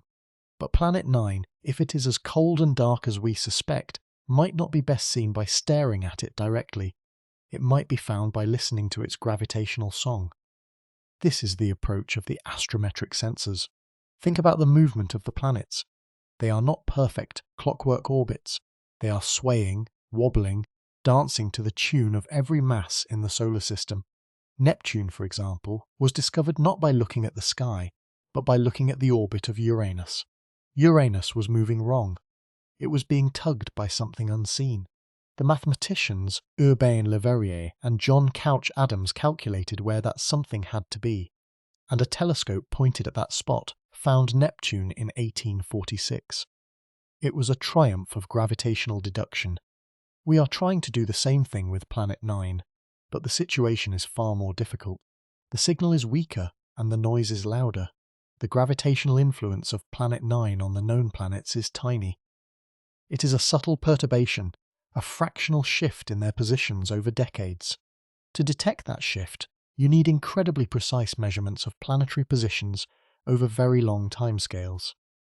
This is the science of astrometry, and it has been quietly collecting evidence for 200 years. The Jet Propulsion Laboratory maintains an ephemeris, a giant database of planetary positions calculated from centuries of observations. When you run the numbers, you find that the orbits of the outer planets, particularly Uranus and Neptune, have small residual deviations. They do not quite match the predictions of the 8-planet model. These residuals are tiny, on the order of a few hundred kilometers over decades, but they are persistent. The standard explanation is that we do not have perfect models of the Kuiper belt, or that there are measurement errors. But a growing number of scientists, including the team at the Paris Observatory, have pointed out that a distant Planet 9, of around 5 Earth masses, can explain these residuals with almost perfect precision. It is not proof, but it is a smoking gun. The problem is that the residuals are so small that they could also be explained by a slightly different mass distribution in the Kuiper belt, or by systematic errors in the old telescopic observations made in the 19th century. We are stuck in a loop of ambiguity. To break that loop, we need a new kind of measurement. We need the New Horizons spacecraft. That little probe, which flew past Pluto in 2015, is now heading into the very region where Planet 9 is predicted to exist. It is not designed to find a planet, but it is carrying an instrument that could. The radioscience experiment, REX, can measure the gravitational field of objects it passes near. If New Horizons comes within a certain distance of Planet 9, the probe's trajectory would be bent, and we could measure that deflection from Earth. It is a long shot. The target area is huge, and New Horizons has a very limited supply of fuel for course corrections. But it is a chance. It is a chance that will not come again for decades, because the next probe to go that far out is not even on the drawing board. We could send a dedicated mission. There are proposals on the table. The idea is simple. Build a spacecraft, aim it at the most likely region of the sky based on the orbital clustering, and let it fly for 15, 20, 30 years. It would carry a camera, a spectrometer, and a radio antenna. It would fly past Planet 9, take pictures, measure its composition, its temperature, its magnetic field. It would be the first mission to a planet that has never been seen by human eyes. The cost would be in the billions. The timeline would exceed a single human career. It would be a generational commitment, a project that requires faith in the hypothesis, and that is why it has not been done. The political will is not there. The scientific community is not united. The skeptics argue that the money would be better spent on exoplanet research, on searching for life on Mars, on studying the origins of the universe. They have a point. A dedicated mission to Planet 9 is a massive gamble. You are betting that the planet exists, that you can hit a target that is essentially a dot in a vast ocean of darkness. If you miss, you have wasted a generation of resources, but the same was said about Mariner 4 when it was sent to Mars. The same was said about Voyager when it was sent to Jupiter. The history of planetary exploration is a history of audacious bets. We are now at a similar crossroads. Do we commit the resources to a direct mission, or do we wait for the Rubin Observatory to scan the sky for the next decade, and risk that another generation passes without an answer? There is a third path, and it is the most bizarre of all. It involves not looking at the sky, but looking at the ground, at the buried remnants of past impacts. If Planet 9 is real, it has been out there for billions of years. In that time it has perturbed the orbits of countless comets and asteroids in the Kuiper belt. Some of those objects have been sent careening into the inner solar system. Some have hit Earth. The impact craters on our planet, on the Moon, on Mars, bear the signature of those events. By studying the distribution of impact craters over time, you can infer the gravitational influence of Planet 9. This is the work of the impact paleontology community. They have found an intriguing pattern. There is a periodicity in the impact record. Every 26 million years or so, the rate of large impacts spikes. This is the famous Nemesis hypothesis from the 1980s, which proposed a companion star to the Sun as the cause. That hypothesis has been largely abandoned, because no such star has been found, but the periodicity remains unexplained. Planet 9 could be the culprit. Its long, elliptical orbit could regularly disturb the Oort cloud, sending a cascade of comets toward Earth. The timing of those cascades might match the known extinction events. The Permian-Triassic extinction, the Triassic-Jurassic extinction, the Cretaceous-Paleogene extinction. Each of these events has a suspected impact origin. If we can link them to the orbital cycles of Planet 9, we would have a smoking gun. The evidence would not be a photograph, but a geological fingerprint, written in the rock layers of the Earth itself. It is a radical idea, but no more radical than the planet itself. We are entering an age where the search for Planet 9 is no longer just an astronomical problem. It is a problem that touches geology, paleontology, climatology, and even the history of life on Earth. The stakes are higher than we imagined. This is not just about finding a ninth planet. It is about understanding the rhythm of the solar system, the clockwork that has governed the comings and goings of life and death on our planet for 4 billion years. If Planet 9 is real, it is a timekeeper. It is a sculptor of worlds. It is a silent participant in the drama of evolution. And we, for all our telescopes and probes, have only just begun to suspect its presence. The coming decade will be the decade of decision. The Rubin Observatory will begin operations in 2024, full science in 2025. Within 5 to 7 years, it will have scanned the entire southern sky to unprecedented depth. If Planet 9 is in that hemisphere, and if it is within the magnitude range of the telescope, it will be found. There is a possibility that it is in the northern sky, in which case we will have to wait for a northern counterpart, the Nancy Grace Roman Space Telescope, which will launch in the late 2020s and scan a wide area of the northern sky in infrared. The Roman telescope is designed for dark energy and exoplanet imaging, but its sensitivity to faint, cold objects makes it a perfect hunter for Planet 9. It will see things that no other telescope can. We are building a network of eyes, spanning the entire electromagnetic spectrum, covering the entire celestial sphere. This is not a search that can be evaded forever. The darkness is being pushed back, inch by inch, photon by photon. I think about the moment of discovery. It will not be a sudden flash of insight. It will be a slow, grinding realization. Some graduate student on a night shift at the Rubin Observatory will notice a faint dot that does not match the background stars. They will flag it for follow-up. A larger telescope, the Keck or the VLT, will take a spectrum. And in that spectrum, the characteristic absorption lines of methane ice, or water ice, or perhaps a layer of exotic ices unique to that distance will appear. The news will spread through the astronomy community in whispers, then in emails. A press release will be prepared. The world will wake up one morning and learn that the solar system has a ninth planet. The implications will be staggering. The textbooks will be rewritten. The definition of a planet will be tested again. The number of objects in our solar system that we consider planets will change, and the search will not stop. There will be a wave of new observations, new theories, new missions. The public will be captivated, as they always are, by the idea of a hidden world. The discovery will be a reminder that the universe is still full of secrets, that the age of exploration is not over. But we are not there yet. We are still in the dark. We are still arguing about the evidence. We are still waiting for the technology to catch up to our intuition. It is a waiting game, but it is not a passive one. Every model, every observation, every piece of software that improves the detection of faint moving objects brings us closer. The search for Planet 9 is a testament to human persistence, to the willingness to chase a shadow across the void. And if the shadow turns out to be real, the moment will be one of the greatest in the history of astronomy.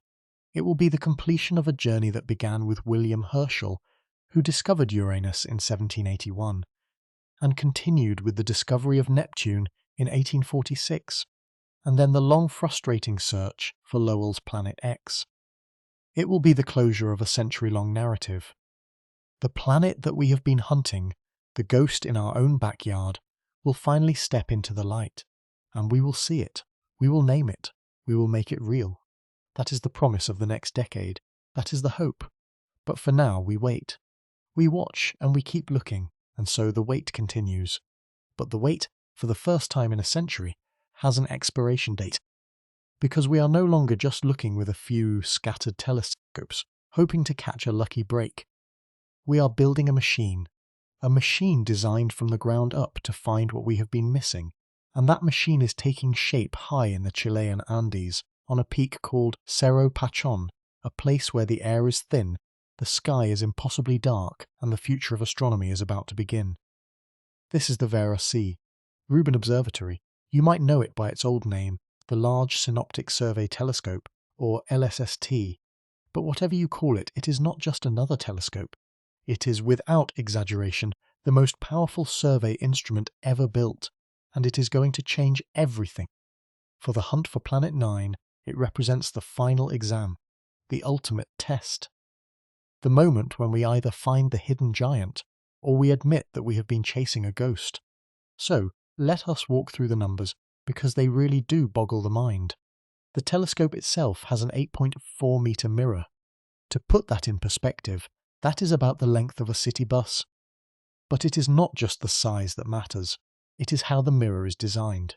This is not a solid slab of glass, like the mirrors in some older telescopes. This is a meniscus mirror, a thin, curved piece of glass that is carefully shaped and polished to an almost unimaginable precision. It is light, it is agile, and it is paired with the most sophisticated digital camera ever created, a 3.2 gigapixel camera. That is 3,200 million pixels. For comparison, the highest resolution camera you can buy in a store might have 50 or 60 megapixels. That is 60 million pixels. Rubin's camera has over 3 billion, so this thing is sensitive. It is fast, and it can see things that are incredibly, almost impossibly faint. What we are talking about here is a telescope that is built to scan the entire southern sky, every single night, and not just one image of each patch of sky. It will take a series of exposures, each one covering an area the size of 40 full moons, all at once. It will catalogue the entire visible universe from the asteroids in our own backyard to the faintest galaxies billions of light years away. But the key question for us is, what does it look for when it comes to our solar system? And the answer is everything. The telescope's primary mission is a project called the Legacy Survey of Space and Time, or LSST. Over the course of 10 years, it will map the entire southern sky every 3 nights. Every 3 nights. That means it will capture a stunning sequence of images that will allow astronomers to see changes in the sky on a nightly basis. They will spot supernovae as they explode. They will track the orbits of millions of asteroids, and they will detect the faint, slow-moving objects that mark the outer edge of our solar system. And when it comes to detecting faint, slow-moving objects, Rubin is a beast. Current surveys, like the ones that have been running on various telescopes for the last decade, can typically see objects down to about magnitude 22 or 23. That is faint, but Rubin will go deeper, much deeper. It is designed to detect objects that are 100 times fainter than anything we have seen before. We are talking about objects of magnitude 24.5, and even dimmer. To understand what that means, think of the faintest star you can see with your naked eye on a clear, dark night. That is about magnitude 6. Rubin will see objects that are over 50 million times fainter than that. That is not a typo. 50 million times fainter. So when we say that Rubin will be able to see a tiny, dark, frozen world at the edge of the solar system, we mean it. The implications for the Planet 9 search are staggering.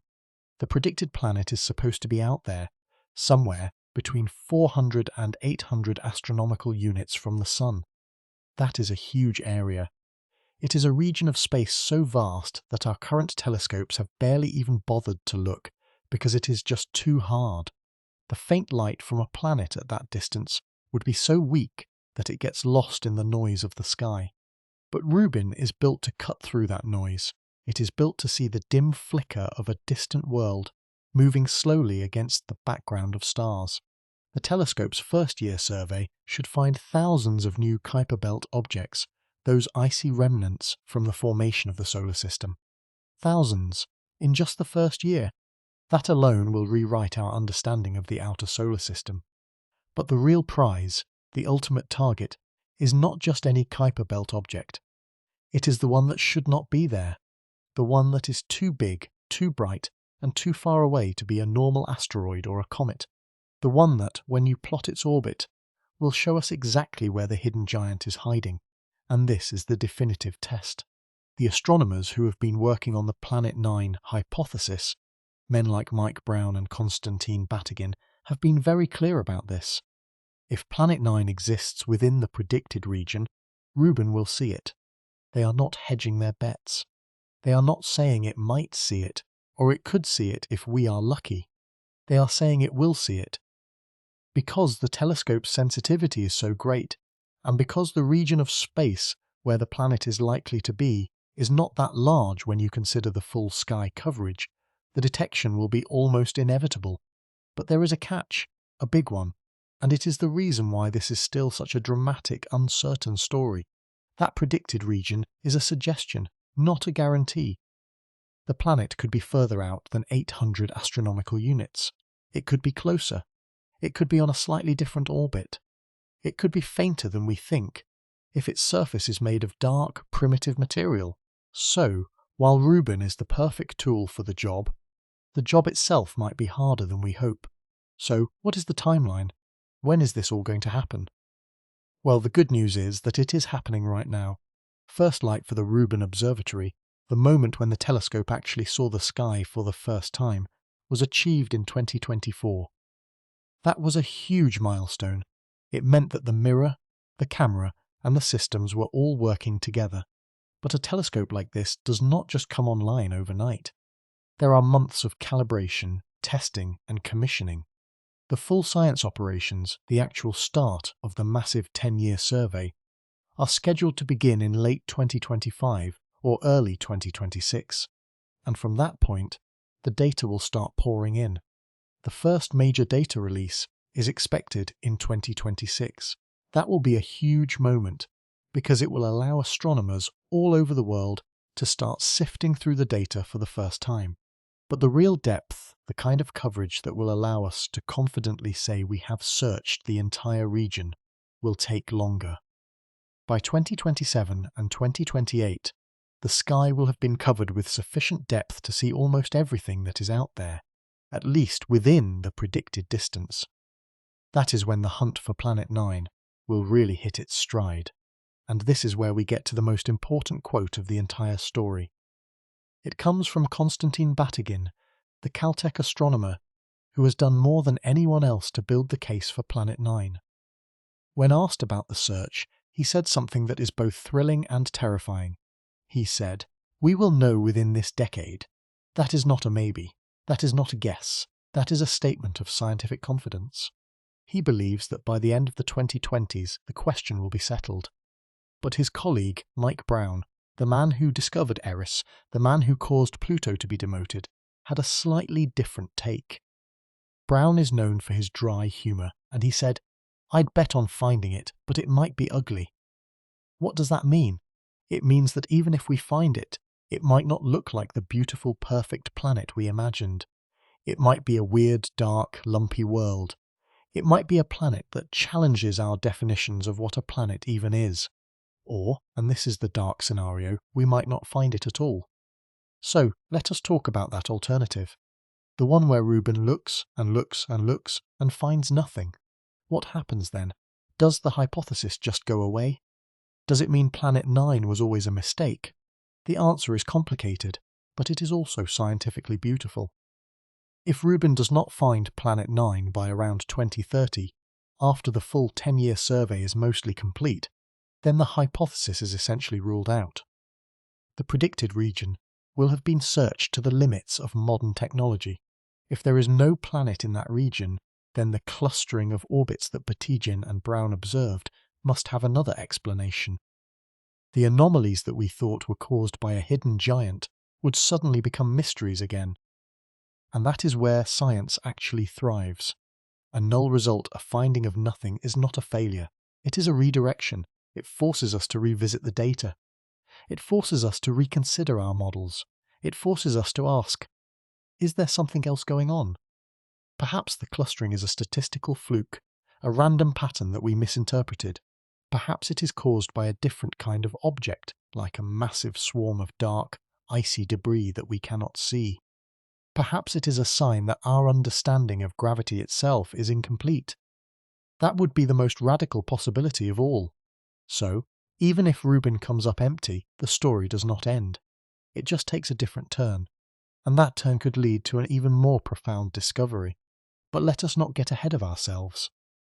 Because the hunt is already underway, and it is not just a one-telescope game. There is a race happening, a quiet but intense competition between research groups around the world. The Japanese Subaru telescope, perched on the summit of Mauna Kea in Hawaii, has been used for years to search for trans-Neptunian objects. It is one of the most powerful telescopes in the world, and teams are using it to try to spot the distant planet. There are groups in Chile using the European Southern Observatory's telescopes. There are amateur astronomers, dedicated enthusiasts with backyard equipment, who are scanning the sky and reporting any faint moving object they find. And then there are the professional teams at major institutions, all of them keeping their data close to their chest, hoping to be the ones who make the discovery, because the finder of Planet 9 will get something that is almost priceless in the world of astronomy. They will get naming rights. They will get to put their name next to a new world. They will be immortalized in the history books alongside the discoverers of Uranus, Neptune, and Pluto. It is the kind of discovery that comes along once in a generation, and everyone wants it. There is even a citizen science component to this story. A project called Backyard Worlds, run by NASA and the Zooniverse platform, enlists volunteers from around the world to examine images from the WISE and NEOWISE telescopes. These volunteers are trained to spot the subtle movements of faint objects that might be distant planets or brown dwarfs. It is crowdsourced astronomy at its best, and it has already led to the discovery of several new objects. Then there are the machine learning algorithms, the artificial intelligence systems that are being trained to sift through terabytes of data and flag anything that looks unusual. These systems are getting smarter every year. By the time Rubin is fully operational, the AI will be ready to scan every single image, looking for that faint speck that moves against the backdrop of distant stars. The combination of human eyes and machine intelligence is incredibly powerful. It means that no stone will be left unturned, no pixel will be overlooked. And that brings us to the emotional heart of this story. We are living through the final chapter. Think about that for a moment. For over 100 years, since the time of Percival Lowell and his obsessive search for Planet X, we have been looking for a hidden world beyond Neptune. We have chased ghosts, we have built myths, we have had false alarms and dead ends. We have demoted Pluto and wondered if there was anything else out there. And now, at long last, the answer is within reach. The single most powerful survey telescope ever built is coming online. Its sole purpose, its reason for being, is to map the sky in unprecedented detail, and in doing so, it will either find our planetary companion, or it will tell us that we were wrong. We are standing on the precipice of resolution. The decade that stretches before us, from 2025 to 2035, will be the decade of truth. The decade when we either add a 9th planet to our family of worlds, or we close the book on a century-long mystery. The stakes could not be higher, and the beauty is that we are all part of it. Every time you look at the night sky, you are looking at the same emptiness that has defied us for so long. But that emptiness is about to be filled, not just with the light of distant stars, but with the sure steady glow of a new world, a world that has been hiding in the darkness, waiting for us to build the right tool, to look in the right place, at the right times, and so the waiting is nearly over. The telescope is ready, the camera is ready, the astronomers are ready, the algorithms are ready, and the citizens of the world, the volunteers, the dreamers, the stargazers, we are all ready. We are all holding our breath, watching the data stream and wondering, when will that first faint blip appear? When will the phone ring in the office of Mike Brown or Konstantin Batygin, and someone on the other end says, I think we found it. It will happen. It might happen tomorrow. It might happen next year. It might happen in 2028, after years of patient searching. But it will happen, because we have built a machine that cannot miss it. And when it does happen, the world will change, the solar system will grow, the map of our cosmic neighbourhood will be redrawn, and a name that we have never heard, a name that is still waiting to be chosen, will be etched into the public imagination forever. That is the promise of the Vera C. Rubin Observatory. That is the legacy of the Legacy Survey of Space and Time. And that is the story we are living through right now, at this very moment. The hidden giant is out there, and it is about to step into the light. But let us not be naive. This is not a simple matter of flipping a switch and watching a new planet appear on a screen. The data that Rubin will produce is so vast, so staggering in its volume, that the challenge is not just seeing the signal, it is finding it in a sea of noise. Every single night, the telescope will generate 20 terabytes of data. That is 20,000 gigabytes every single night. Over the 10-year survey, the total data archive will reach 60 petabytes. To put that in perspective, if you tried to store that much information on standard Blu-ray discs, the stack of discs would be over a mile high. The sheer scale of the problem is almost incomprehensible. And yet, that is exactly the point. The Rubin Observatory was designed not just to collect this flood of information, but to make it usable. The data will be processed in near real time by a dedicated pipeline, a massive network of computers that will compare each new image to every previous image of the same patch of sky. They are looking for anything that has moved, anything that has changed brightness, anything that was not there before. This is the heart of the search, and the algorithms are so finely tuned that they can detect the faintest trace of motion, even for objects that are moving at a glacial pace across the sky. An object at 500 astronomical units, the middle of the predicted zone for Planet 9, would move only about 1 arcsecond per hour. That is 1/3600th of a degree. To the human eye, that object would appear completely stationary over the course of a single night. It is only by comparing images taken weeks or months apart that the motion becomes detectable. Rubin is built for exactly this kind of patient, methodical search, and there is another layer to this story that is often overlooked. The search for Planet 9 is not just about finding a single world. It is about understanding the entire architecture of our solar system. If Planet 9 exists, it will not be a lone wanderer. It will have its own retinue of moons, its own tiny companions that were captured from the Kuiper Belt billions of years ago. Those moons will be incredibly faint, far fainter than the planet itself. But Rubin might just be powerful enough to see them. Imagine that. Not only would we discover a new planet, but we would also discover its entire satellite system. We would learn about the planet's mass, its rotation, its composition, all from the way its moons orbit around it. That is the kind of knowledge that transforms a hypothesis into a full-fledged scientific understanding. And it is not just the moons. The planet itself will have an atmosphere, probably thin and tenuous, but an atmosphere nonetheless. As it moves around the sunlight reflecting off that atmosphere will change in subtle ways, giving us clues about its chemical composition. Methane, water ice, ammonia. These are the building blocks of the outer solar system. Planet 9, if it is real, will be a frozen time capsule from the earliest days of the solar system's formation. A relic of a time when giant planets were migrating and flinging smaller worlds into the darkness. To study it is to study the origin story of our own cosmic home. But let us not ignore the alternative, because that too is a story worth telling. Suppose Rubin completes its survey and Planet 9 is not found. What then? The scientific community will not simply shrug its shoulders and move on. There will be intense debate. The clustering of orbits in the Kuiper belt that first suggested the planet's existence will have to be explained by something else.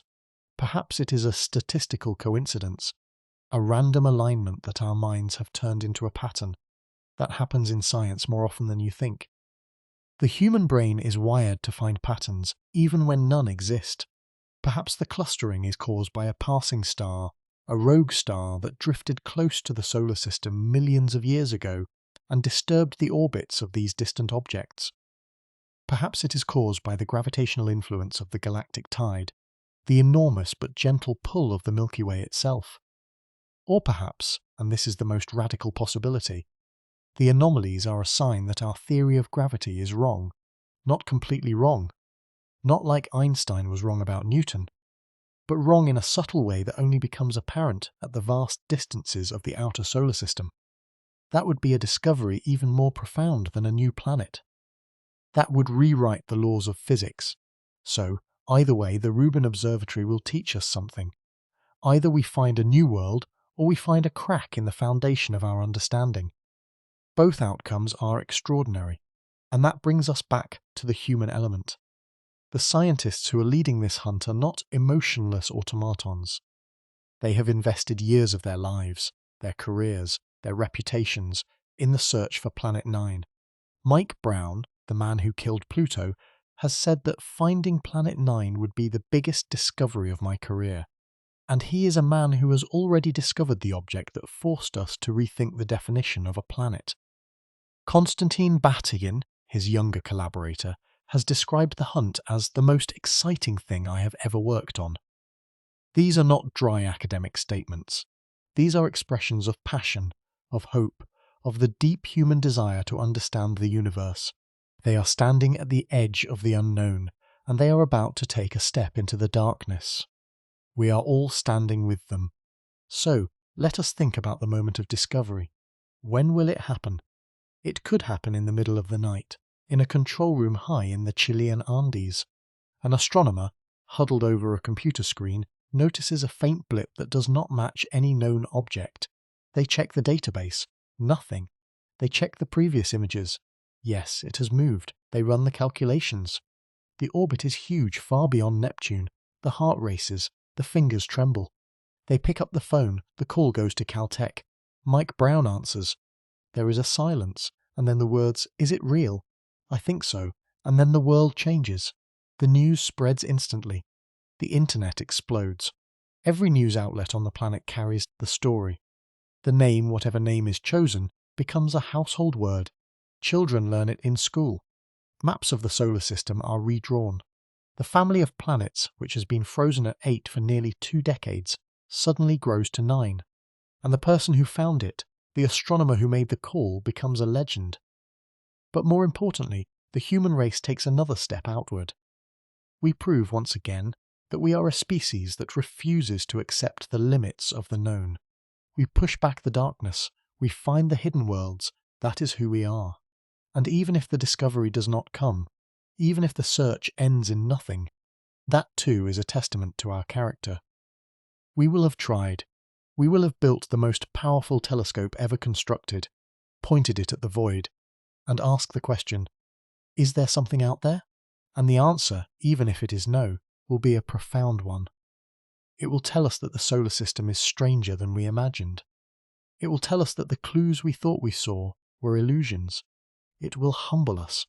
And that humility, that willingness to be proven wrong, is the very engine of science.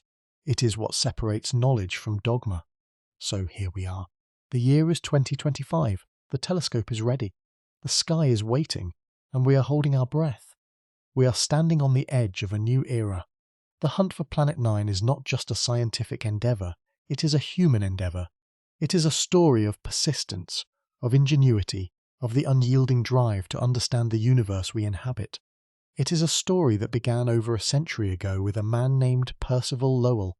who saw patterns in the orbits of Uranus and Neptune and became convinced that a hidden planet was out there. He was wrong about the details. He was wrong about the location. He was wrong about almost everything. But he was right about the principle.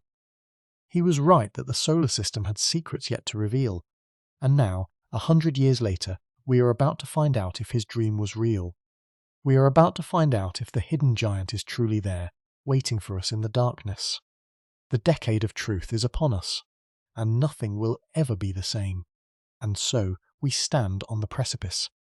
If the astronomers are right, if that faint gravitational whisper is real, then we are about to witness something that hasn't happened since the days of horse-drawn carriages and maritime empires.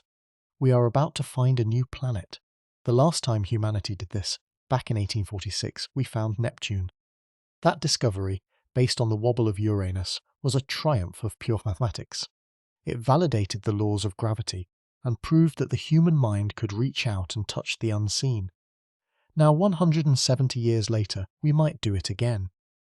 But this time, the stakes are higher.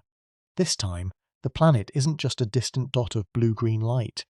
This time, we are talking about a monster lurking in the darkness, a giant that has been hiding in our own cosmic backyard for 4.5 billion years. If Planet 9 is officially confirmed, it won't just be a new entry in the textbooks. It will be a total rewrite. The standard models of planetary formation, the ones that explain how our 8 planets came to be, are built on a certain set of assumptions. They assume that planets form from the protoplanetary disk, that swirling cloud of gas and dust around the young sun. They assume that planets grow by accretion, slowly city-sweeping up material over millions of years. And they assume that there is a natural cut-off point, a place where the disk got too sparse to build anything bigger than a dwarf planet. That cut-off point is roughly Neptune's orbit, way out at about 30 astronomical units. But Planet 9, if it exists, is out at 400 astronomical units or more. That is 10 times farther than Neptune. That is a region of space so cold, so dark and so empty that the idea of a giant planet forming there is frankly absurd. The disk just didn't have enough material that far out. So, where did it come from? That is the million-dollar question, and it has turned the planetary science community into a hotbed of competing theories. The first theory, and probably the most popular one, is that Planet 9 is an exile. A misfit, a runt that got kicked out of the inner solar system during the chaotic early days when the giant planets were still migrating and flinging smaller bodies around like billiard balls. The idea goes like this. Shortly after the Sun formed, the solar system was a violent, messy place. Jupiter and Saturn were doing their gravitational dance, and in the process they were flinging comets and asteroids every which way. Sometimes these gravitational slingshots were so powerful that they sent objects sailing past the Kuiper belt and into the Oort cloud. Most of those objects were tiny, but the theory suggests that, just maybe, one of them was not so tiny. Maybe a protoplanet, a baby ice giant with 5 or 10 Earth masses, got caught in the crossfire. Jupiter kicked it, hard, right out of the neighbourhood. The poor thing got shot out to the distant reaches of the system, where it settled into a strange elongated orbit and has been hiding ever since. It is a compelling story, but it has a few holes. For one thing, you need a very specific timing and a very specific angle for the ejection to leave the planet in a stable orbit. If the slingshot was too strong, the planet would have been ejected from the solar system entirely, a rogue world lost to interstellar space. If it was too weak, it would have eventually fallen back in. The margin for error is razor thin, and that is why the second theory exists. Maybe Planet 9 was never born in our solar system at all. Maybe it was captured. The Sun was not always the solitary star we see today. It was born in a cluster, a dense swarm of thousands of other newborn stars, all clustered together in a cosmic nursery. In that environment, the stars were close together, separated by only a few hundred astronomical units. In that close-packed crowd, it is entirely possible that the Sun stole a planet from a neighbouring star. Think about that for a second. Imagine a young star, just like our Sun, with its own system of planets. One of those planets, a big ice giant, was orbiting a little too far out. Along comes our Sun, drifting through the cluster. The two stars pass close enough for their gravity fields to interact. The planet gets ripped away from its parent star and falls into orbit around our Sun. It is a cosmic kidnapping, and it would explain everything. It would explain why the orbit is so strange and distant, because the planet would have inherited the velocity and trajectory of its original star. It would explain why it is so massive, because it formed in a different protoplanetary disk with different conditions, and it would explain why it is so hard to find, because it never belonged here in the first place. The Sun just happened to adopt it. Then there is the third theory, which is even wilder.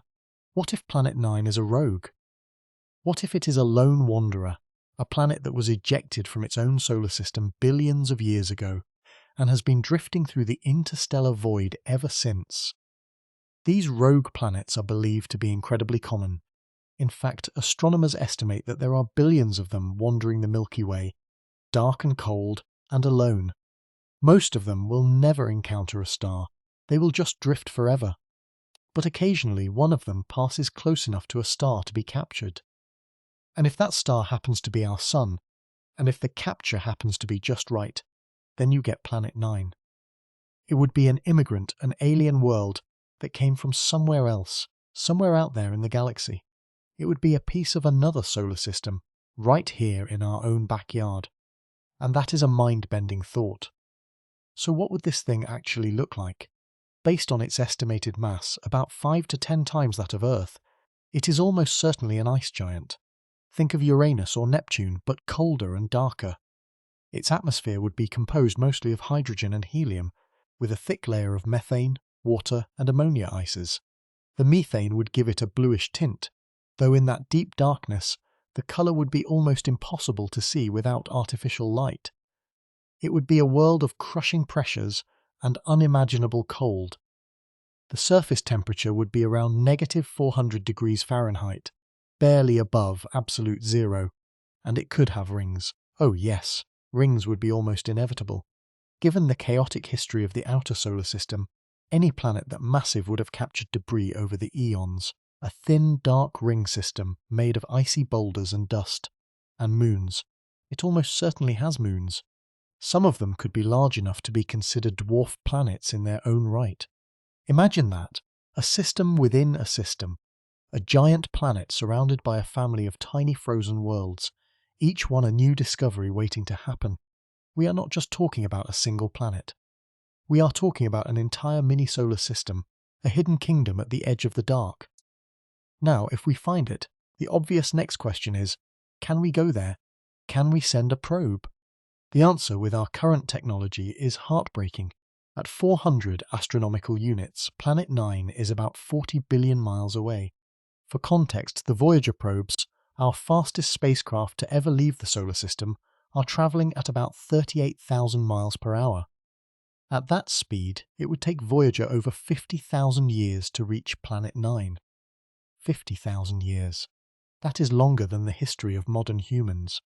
A chemical rocket, even a big one, would get you there in about 10,000 years if you used a gravity assist from Jupiter.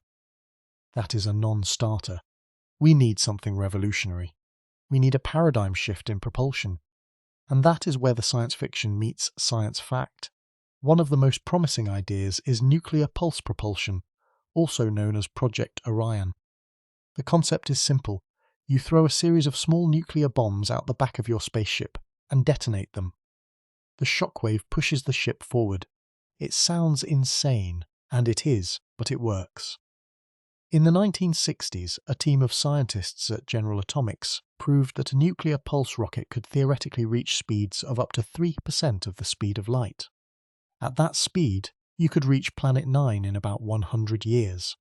That is a long time, but it is a human lifetime. You could launch a probe today, and your great-grandchildren might see it arrive. There is also the solar sail, a giant, ultra-thin mirror that catches the pressure of sunlight like a sail catches wind. But out at 400 astronomical units, sunlight is incredibly weak. A solar sail would need to be enormous, the size of Texas, just to get enough push. A more advanced version uses a laser, a giant ground-based laser that fires a beam at the sail, pushing it to relativistic speeds. That is the idea behind the Breakthrough Starshot project, which aims to send a swarm of tiny probes to Alpha Centauri in 20 years. A similar system could send a probe to Planet 9 in 50 years. But that technology is decades away. For now, our best hope is not a flyby but a flyover. We will study Planet 9 from afar. The James Webb Space Telescope, or JWST, is our window into that dark world. If we can pinpoint the planet's location, we can turn JWST's gold-plated mirrors toward it and get a spectral reading. We can measure its temperature, its atmospheric composition, its reflectivity. We can look for methane, for water vapour, for the telltale signs of a thick atmosphere. We can even try to detect any rings or large moons. JWST can give us a portrait, a blurry but beautiful image of a world no human has ever seen. And that may have to be enough for a while. Then comes the question of a name. And this is where the human element comes into play. The International Astronomical Union has strict rules for naming celestial bodies. The discoverer gets to propose a name, but it has to follow a theme. For objects in the outer solar system, the theme is usually from world mythology, specifically the creation myths of various cultures. And let me be clear, it will not be called Planet 9. That is just a placeholder, a working title. It will be given a proper name, a name that reflects its power and mystery. The internet, as always, has its favourites. One of the most popular suggestions is Persephone, the Greek queen of the underworld. It fits beautifully. Persephone was the daughter of Demeter, the goddess of the harvest. She was abducted by Hades and taken to the underworld, where she became its queen. She spends half the year in the underworld and half on Earth, a perfect metaphor for a planet that is hidden in darkness, only revealing itself through the faintest of clues. Another suggestion is Ymir, the primordial giant from Norse mythology, the being from whose body the world was created. It has a certain epic weight to it. Then there is Tyr, the Norse god of justice and war. Other names from various mythologies have been proposed, names like Kali or Ragnarok or Isfet. But I have a feeling that when the moment comes, the discoverers will choose something unexpected, something that captures the awe and the strangeness of finding a world that was never supposed to exist. But beyond the science and the names and the missions, there is a deeper meaning here, a philosophical tremor. For the better part of a century, we thought we had the solar system figured out. We had 9 planets, then 8, then a bunch of dwarf planets. We had a neat little model, a tidy arrangement of worlds moving in predictable patterns. We had the map. We thought we knew our place in the universe. And then, slowly, that certainty began to crack. First, there was the discovery of the Kuiper Belt, a vast ring of icy bodies beyond Neptune. Then came Sedna, a strange dwarf planet with an impossibly stretched orbit. Then the alignment of the extreme trans-Neptunian objects, those 6 distant worlds that all seem to be pointing at the same patch of sky. And now, the mathematical inference.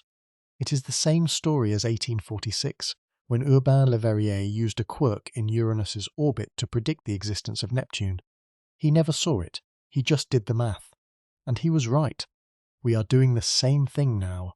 We are using the laws of physics to say, there must be something there. Something big, something we cannot see.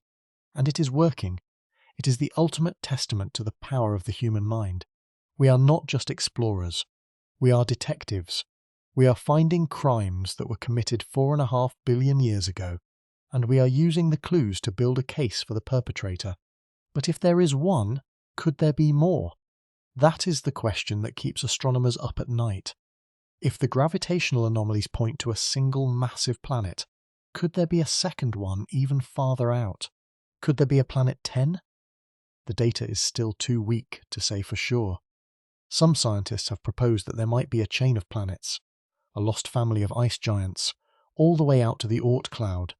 Others think that the anomalies might be caused by a primordial black hole, a tiny black hole left over from the Big Bang, lurking at the edge of our system. That sounds like science fiction, but it is a legitimate scientific hypothesis.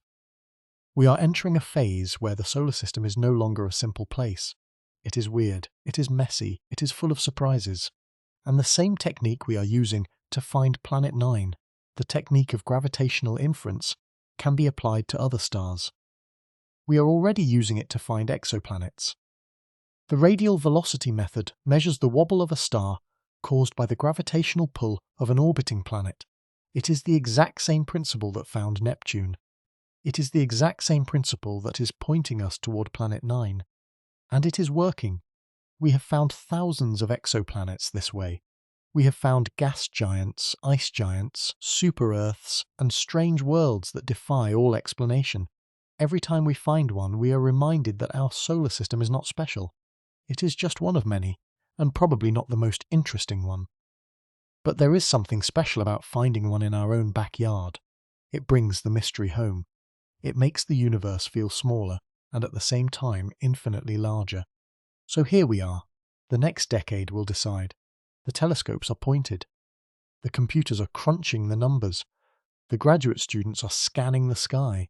And somewhere out there, beyond the orbits of Neptune and Pluto, beyond the Kuiper belt, beyond the faint glow of the heliosphere, a giant world is waiting. It has been waiting for 4.5 billion years. It has been waiting since before the dinosaurs, before the first cell crawled out of the primordial soup, before the Earth even finished forming. It has been there the whole time, a silent sentinel in the darkness. And now finally we are getting close. We are about to find out if our math is right. We are about to find out if the dream of Percival Lowell, that eccentric astronomer who searched for a trans-Neptunian planet a century ago, was a dream of truth. He was wrong about the details. He thought it was a small, rocky world. He thought it was bright enough to see, but he was right about the principle. He was right that the solar system had secrets yet to reveal. And now, 100 years later, we are about to find out if his dream was real. We are about to find out if the hidden giant is truly there, waiting for us in the darkness. The decade of truth is upon us, and nothing will ever be the same. And when that moment comes, when we finally lay eyes on that new world, we will have to reckon with something profound. We will look at that faint speck of light, that tiny dot in the telescopic image, and we will realize that we are not the masters of our own system. We are not at the center of it. We are just one small planet orbiting a yellow dwarf star in a galaxy that is full of surprises. The universe does not care about our maps. It does not care about our neat little categories. It does not care about our planetary definitions or our International Astronomical Union rules. The universe just exists, and it is full of hidden things, hidden giants, hidden worlds, hidden mysteries that we have not even begun to imagine. And that is the true cosmic perspective. We are not done exploring. We will never be done. Because the universe is infinite and our curiosity is infinite. And every time we think we have seen it all, a new darkness appears, a new question, a new possibility. And that is why we keep looking. That is why we keep reaching. That is why we will never stop.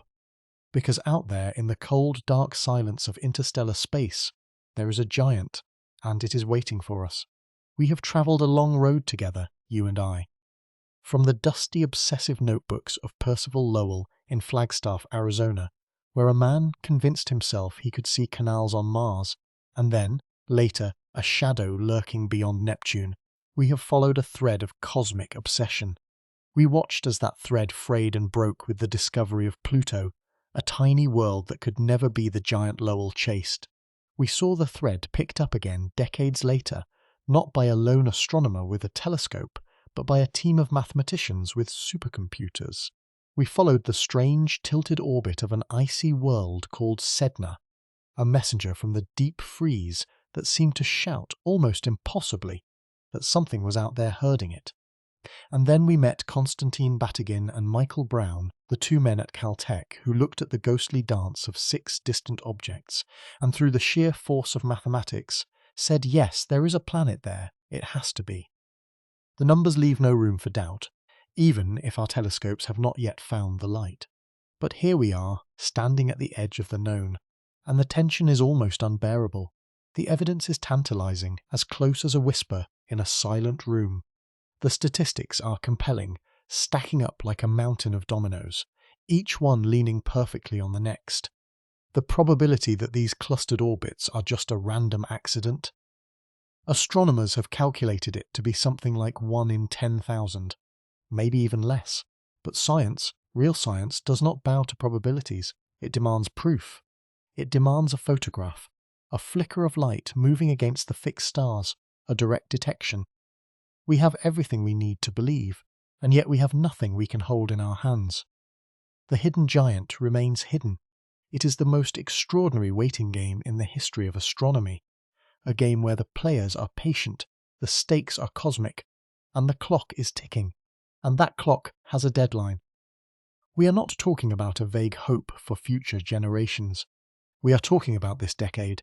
Within the next 10 years, this riddle will be solved. Why? Because the Vera C. Rubin Observatory, perched in the high desert of Chile, is about to open its enormous eye to the sky. It is not just another telescope. It is a machine built for discovery, a 10-year survey of the entire southern sky that will capture more data in a single night than most observatories capture in a year. It is designed to find things that move, things that blink, things that hide in the darkness. If Planet 9 or Planet X, or whatever we choose to call it, is out there, Rubin will see it. Not maybe, not probably, it will see it. The algorithms are being trained. The supercomputers are warming up. The hunt, which began as a wild hunch over a century ago, is about to enter its final chapter. So let us look at the two futures that await us. Both of them are extraordinary.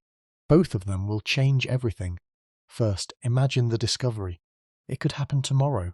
It could happen in 3 years. A graduate student, working late at a computer screen, scrolling through a cascade of images, sees a dot that should not be there.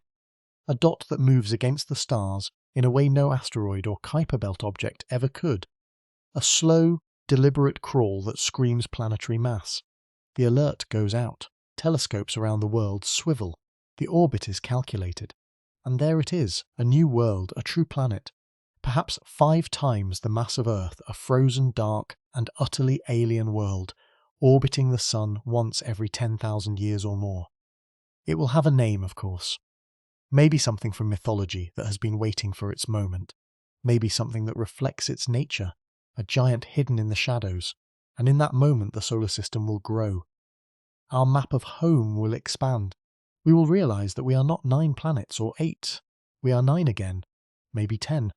Maybe we will discover that the outer solar system is crowded with worlds we never imagined, that our little neighborhood is richer and stranger than anyone ever dared to dream. Textbooks will be rewritten. Children born today will grow up knowing the name of a planet their parents never heard of. It is not just a discovery, it is a rewriting of our place in the universe. But there is the second future, the null result. The hypothesis fails. Rubin scans the entire sky every night for a decade, and nothing, no planet, no giant. The cluster of distant orbits remains a statistical ghost, a coincidence so improbable that it feels like a cosmic joke. And what then? Do we pack up our telescopes and go home? Absolutely not, because the anomalies did not vanish, just because the hypothesis failed. Sedna still tilts. The 6 objects still cluster, the evidence remains, even if the explanation is gone. So we are left with something even more extraordinary, new physics. Perhaps our understanding of gravity is incomplete. Perhaps there is a dark matter structure out there, a massive, invisible shadow that warps space itself. Perhaps the solar system is interacting with a passing star that brushed by millions of years ago, leaving behind a gravitational wake that we are still feeling today. The null result would not be a failure. It would be the opening of a door to a completely new branch of science. It would tell us that the universe is even stranger than we thought, and that our models of reality are still just shadows on the cave wall. And here is the beautiful truth about this hunt. No matter which future unfolds, we have already won. The search itself has transformed our understanding of the outer solar system. It has forced us to map the far reaches of our home with precision we never had before. It has given us the data to discover thousands of new trans-Neptunian objects, little icy worlds that were completely invisible just a decade ago. It has inspired a generation of young scientists to look up and ask the question that has driven humanity since we first stood on two legs. What is out there? The hidden giant, whether it exists as a planet or as a cosmic riddle, has already done its work. It has reminded us that we are explorers, that the unknown is not something to fear, but something to chase. You know, I think about this sometimes when I step outside at night. I look up at the stars, and I know that somewhere out there, beyond the reach of any human eye, there is a story waiting to be told. It might be a world of ice and rock, rotating slowly in the eternal dark, waiting for us to finally turn our gaze in its direction. Or it might be something we cannot even imagine, a flaw in the fabric of gravity itself, a whisper of a truth that will force us to rethink everything. But it is there, and we are finally, after 100 years of searching, ready to meet it. The greatest journeys are not the ones we take to distant lands. They are not the ones that fill our passports with stamps or our cameras with pictures of famous monuments. The greatest journeys are the ones we take to the edges of what is known. They are the trips we make in our minds, with data and mathematics and pure stubborn hope. They are the journeys that begin with a question mark and end with a period, or, sometimes, with an even bigger question mark. That is where we are right now, standing at the edge, holding our breath. The hidden giant is waiting, and we are finally ready to meet it. If you want to follow this hunt in real time, subscribe to This Is Space. We will be tracking every discovery, every new clue, and every major announcement. The decade of discovery is just beginning, and you have a front row seat. This is Christopher, signing off. Keep looking up. And when I say keep looking up, I mean it with a kind of fierce, almost religious conviction. Because the act of looking is itself a form of defiance. It is a refusal to accept that the universe has shown us everything it has to offer. We live in an age of unprecedented access to information, where the answers to almost any trivial question are a few keystrokes away.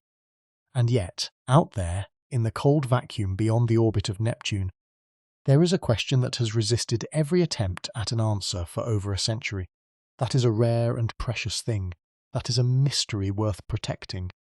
Let us dwell for a moment on the sheer scale of the search. The hypothesized orbit of Planet 9 is not a neat, tidy circle like the orbits of the inner planets. It is an ellipse of staggering proportions, stretching out to perhaps 600 or even 800 times the distance from the Earth to the Sun. That is not just far. That is a distance so vast that the Sun itself would appear as little more than a brilliant star, too small to cast a shadow. The light from that distant world, if it exists, is not reflected sunlight in any meaningful sense. It is a faint dying echo, a whisper of photons that have travelled for hours just to reach our detectors. And we are trying to find that whisper in a sky filled with the roar of 100 billion stars, the glint of 1,000,000 asteroids, and the slow drift of 1,000 distant galaxies. But the hunt is not just about patience, it is about ingenuity. We are not simply pointing telescopes at random patches of sky and hoping for the best. The mathematics of gravitational perturbation has given us a map, a probabilistic cloud where the planet is most likely to be found. The 6 distant objects that Batygin and Brown studied are not just any objects. They are trans-Neptunian objects with orbits that are tilted in the same plane, clustered in the same region of space, and oriented in the same direction. The odds of that happening by chance are vanishingly small. It is like tossing a coin 6 times and getting heads every single time, but with a coin that has 100,000 sides. That is the statistical weight of the evidence. And yet the sky is vast. The search area is enormous. The planet could be at the far end of its orbit, where it is at its faintest, or it could be hiding in the glare of the Milky Way's core, lost in a sea of stars. This is where the Vera C. Rubin Observatory becomes not just a tool, but a revolution. Its camera is the largest digital camera ever built, a mosaic of 189 sensors that captures a field of view so wide that it would take hundreds of conventional telescopes to cover the same area. Every night it will scan the entire visible sky, generating terabytes of data, and it will do this for 10 years. The sheer volume of information is almost incomprehensible. But more important than the volume is the method. Rubin is not designed to find static objects. It is designed to find change. It will take images of the same patch of sky again and again, night after night, year after year, and then powerful algorithms will compare those images, looking for anything that has moved, anything that has brightened or dimmed, anything that does not belong. It is a process called difference imaging, and it is the reason why we are confident, not just hopeful, that Planet 9 will be found. But let us not underestimate the challenge. The planet, if it exists, is moving incredibly slowly. Its orbital period is measured in tens of thousands of years. From our perspective, it creeps across the sky at a rate that is barely perceptible, a fraction of an arcsecond per day. That is like watching the minute hand of a clock and trying to see it move in real time. To detect that motion, Rubin will need to compare images taken weeks or even months apart. The algorithms must be exquisitely sensitive, able to distinguish the faint, slow drift of a distant planet from the noise of cosmic rays, the glint of satellite trails, and the subtle variations in atmospheric distortion. It is a problem of signal processing as much as it is a problem of astronomy, and then there is the question of what we will do once we find it.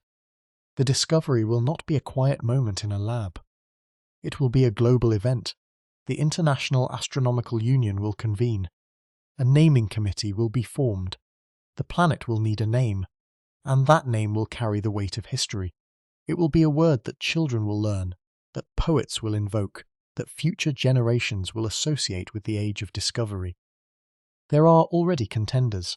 Some prefer the mythological names from Roman and Greek tradition, like Persephone or Proserpina, the queen of the underworld, a fitting title for a world that dwells in the eternal twilight of the outer solar system.